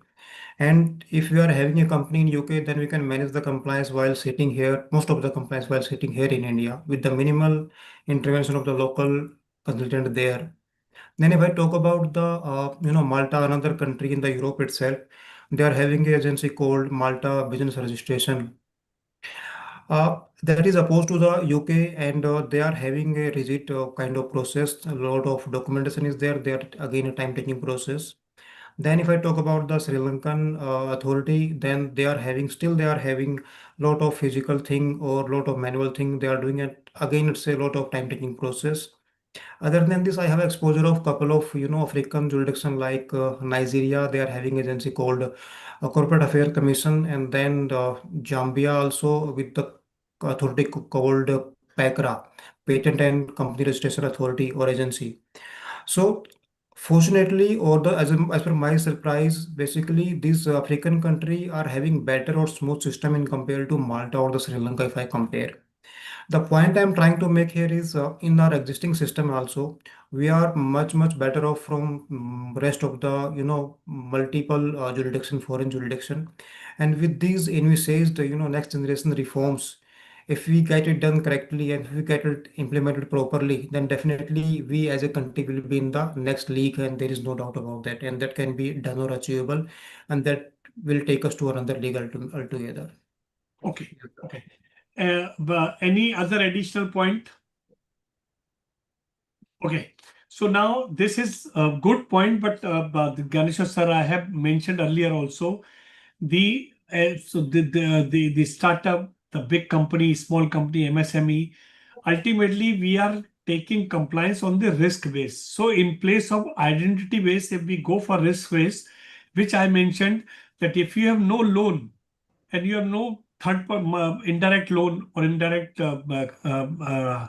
liability, then the compliance should be there. Like me and Ankit formed a company, sir, and we have put in our own money, own thing. I have just come here.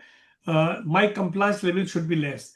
Immediately, I'm taking bank loan or I'm taking loan from some of the other friends who has two types of thing. Either he is giving from own source or he is giving by taking loan from some other bank, and then he's giving, it means indirect interest is created.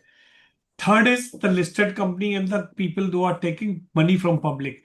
All three things is the risk base. They should do this in place of talking identity base, there is a possibility that one person company can take loan also, sir. Then the risk is also increased. So if you are saying they have to follow less compliance, I think it will not workable.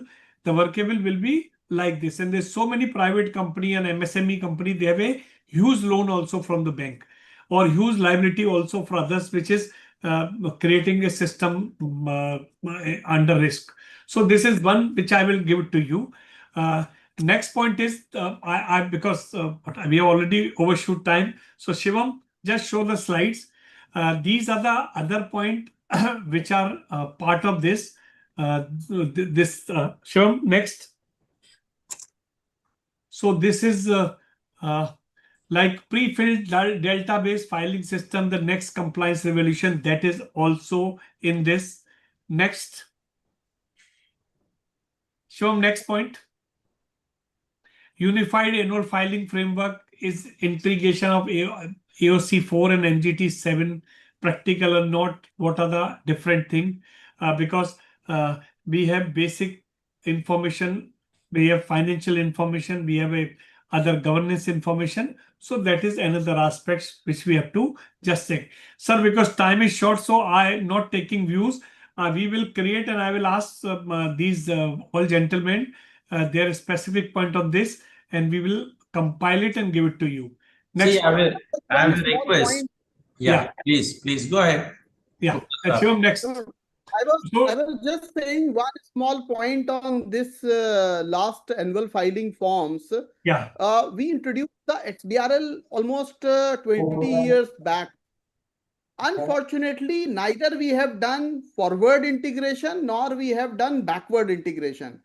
Right? When I'm saying forward integration, that means this data which is used in XBRL should be available for bank analysis, right? When the bank is doing the loans, when bank is processing your financial information, or anyone is for that matter processing your information, he should be able to download that XML and basis that he should be able to process.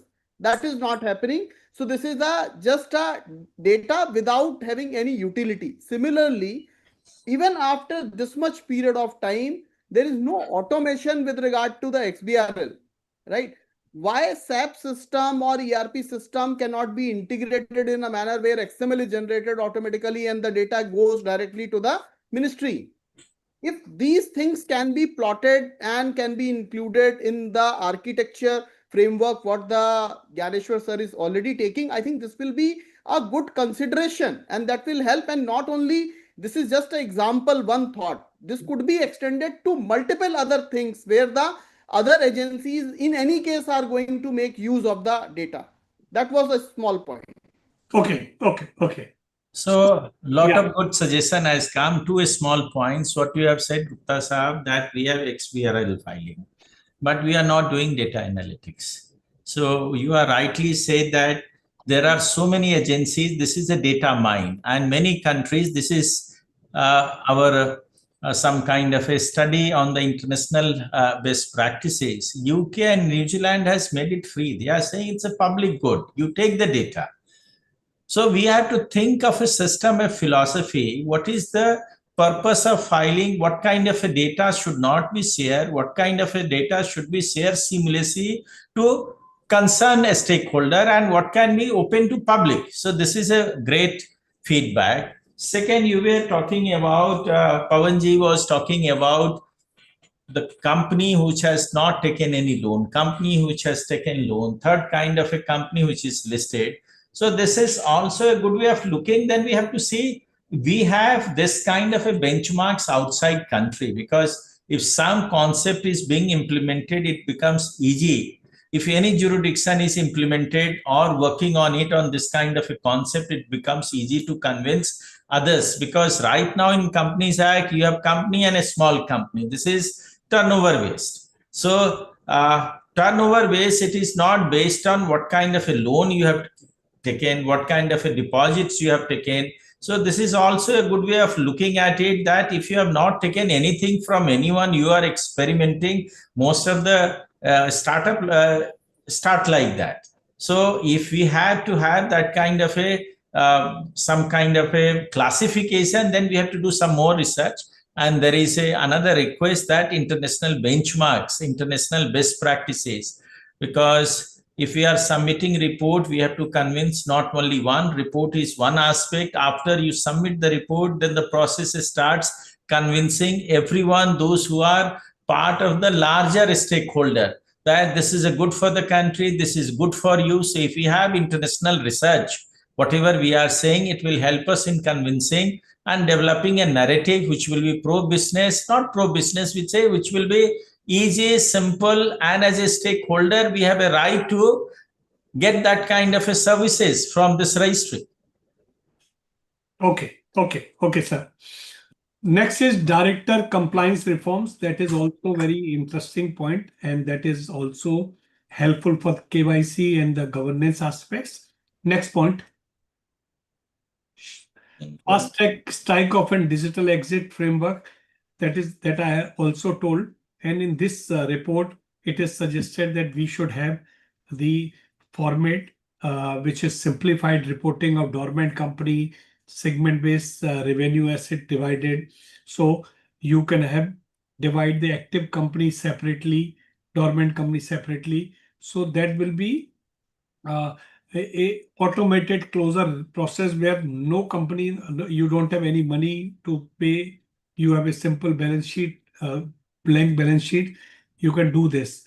Only thing is, sometimes what is happening, people take advantage of various things that has to be take care in this part. So here and then next is international practice. So global registry benchmark, UK company house, Singapore, modernization, data governance, and traceability. All these points are part of this. So Amit was saying SPRR, another thing that is also there. So, sir, these are these are the practicing people, and they are working in the companies, and they are filing, not directly they are filing forms, but they are instrumental, and their team is working and they are guiding, but they know what problems they are facing. So I think the overall structure is good. We have to just see where we can add some more point. Like I told you about this, the three different categories, the direct interest or indirect interest, and then what problems they are facing. So Dharamveer, Ashish, and Amit and Ankit, I will request you, some point which is not covered, you can pass on to me. I will make the complete set, and the presentation which I have showed that has coming out various aspects. We will compile it and send it to the sir for because they are taking talking to various places. They are going door to door to different cities, taking views of the professional, and then they will compile this and they will come out with this report. My only suggestion is, it is not you are just thinking that something is happening and you as a professional supporting. It is something is happening for the country. It is a game changer thing. So we all should put our efforts and suggest government, suggest IICA, which is taking a lead, and the way the Ganeshwar sir is taking pain in this, we must support. And we should also try to get that what is happening. And I will give you this note, sir, that in which country this type of thing, public interest and other public interest, direct and indirect, will give. But my one point is there, sir. Sir, we should not bother about what word is saying what. We should think that, can I create a some benchmark? So I should not compare with others. If it is illogical, if it is good, if it is important, then we should do this. And I give you a simple example, sir. I have a OPC and I don't have any loan. I should treat it differently because risk is not there. But as soon as I'm taking loan, it means I'm creating a risk to the system, risk to the banking sector. My compliance structure should change, not on the basis of what is the entity, but the risk with the entity should be there. So, sir, these are some points. Before closing this session, I will just take 30 seconds from everybody. Dharamveer, can you just conclude, start from you? Yes, sir. So, sir, as we have discussed it comprehensively, and it is the big initiative, it's a timely initiative. The all the stakeholders would came forward to give their suggestion, whether it is from corporate side or the practice side. And this is the time when we can, raise our, concerns or the challenges with the regulators, and that can be addressed appropriately rather than, regretting at the later stage. And from the regulator side, definitely these are the big changes, and this need to be implemented properly and in effective manner. So I think these are my concluding views, sir. And there are a couple of things which can be taken care of, like the zero downtime or the minimum downtime of the system. That will be the critical things to vouch for Yeah.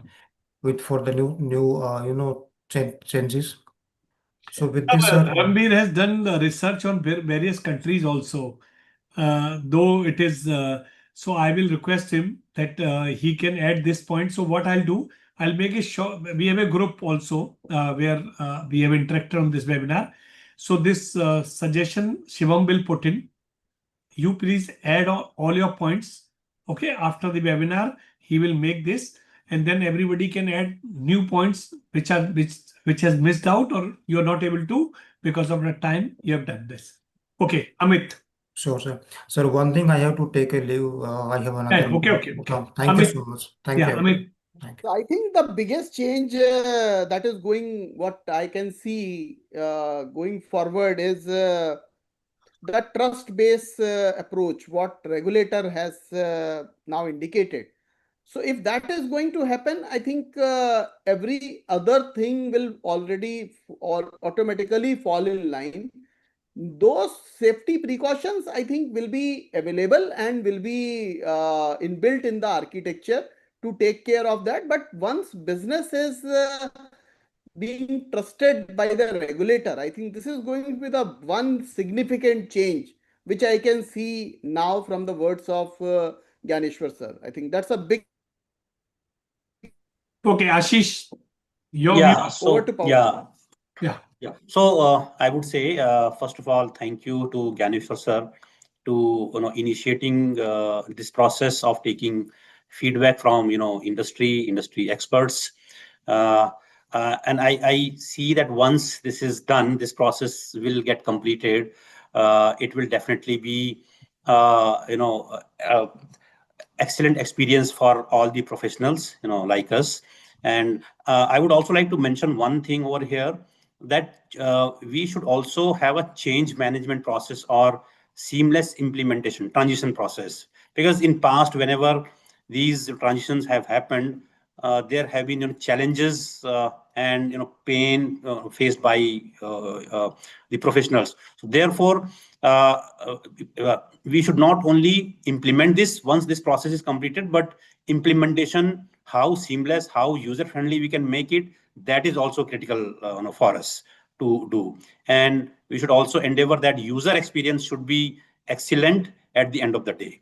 Yes, so this is what I would like to. Okay, Dhanendra sir, Thank you, sir. Gyaneshwar sir, your comments.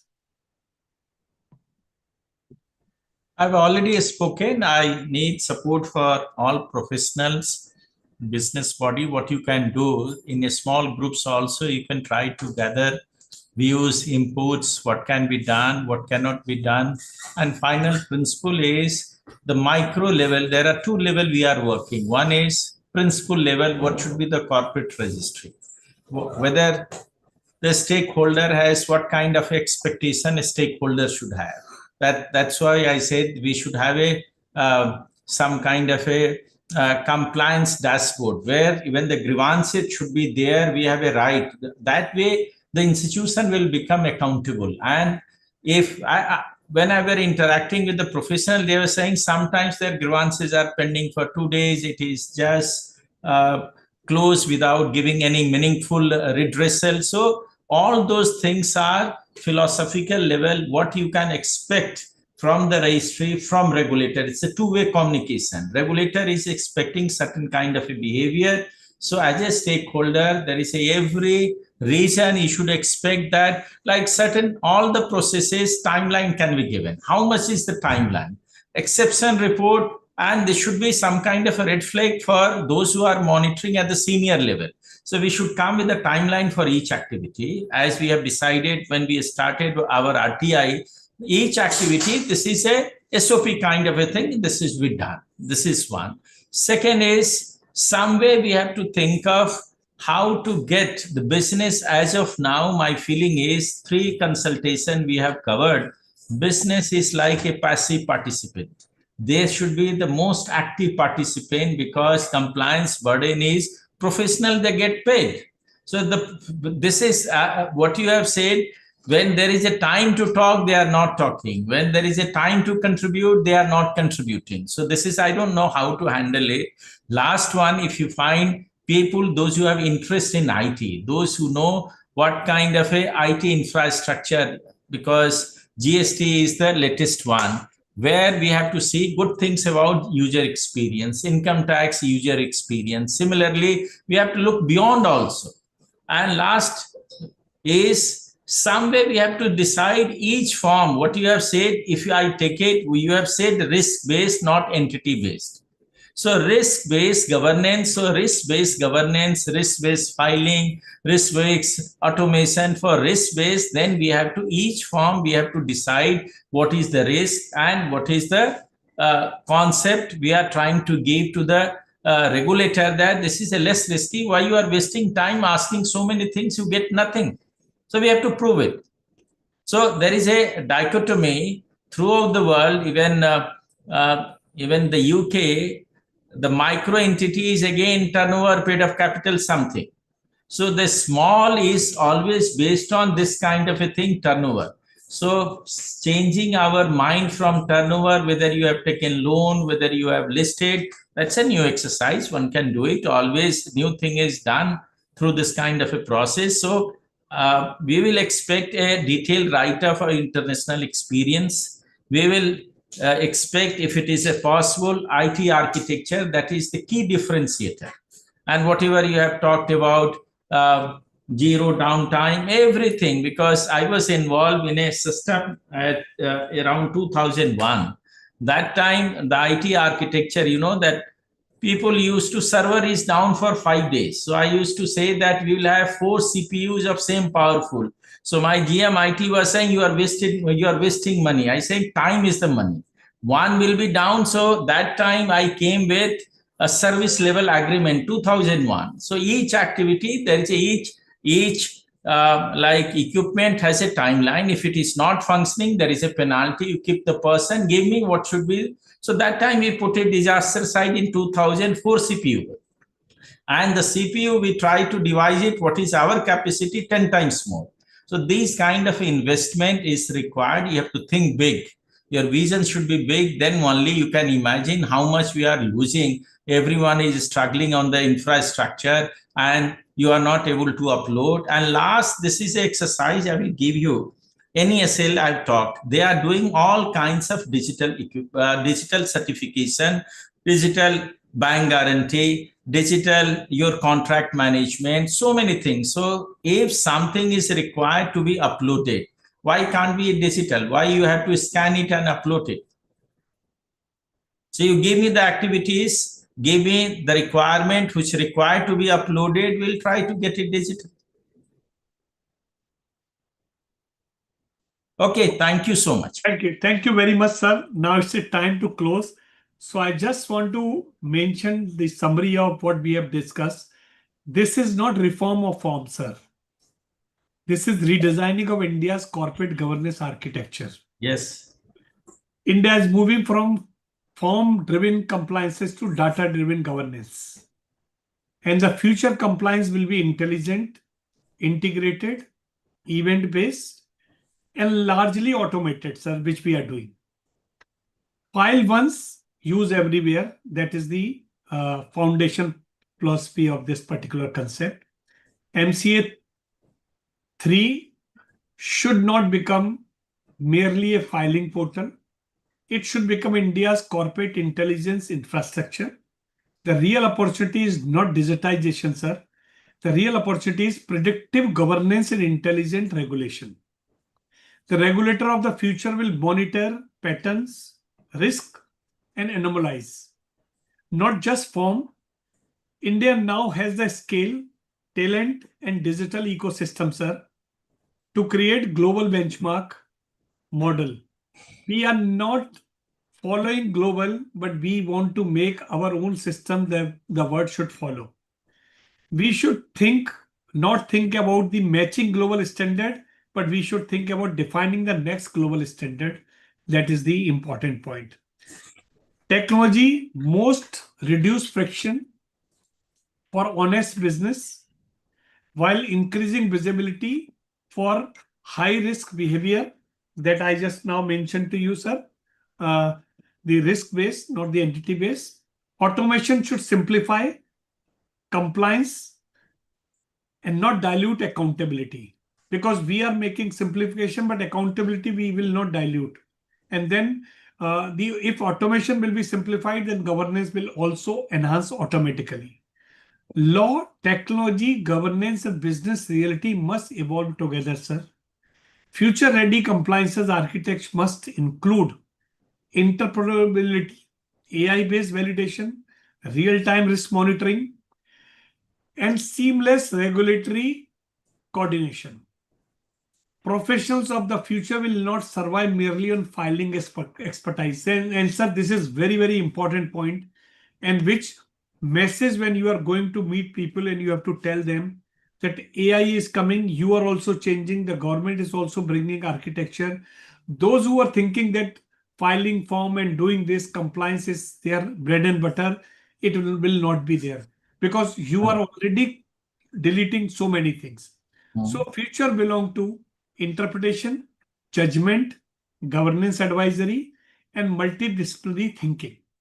So MCA3 will become one of the India's most important governance reform of the decade if implemented with stability, which Dharambir was mentioning, phased execution, which you are also making in your plan, and stakeholder trust, which Ankit has mentioned this point, that this is trust-based system, and the strong infrastructure, and that is the most important thing. And when you are making this system, that the IT company, the technology company which is giving this, they should have a strong infrastructure with AI capabilities. India, at last, sir, India now has the opportunity not only to simplify compliances, governance will automatically go up, sir, but to build the world's most intelligent corporate governance ecosystem for Viksit Bharat 2047, sir. So this is my view, sir, for closing point of view.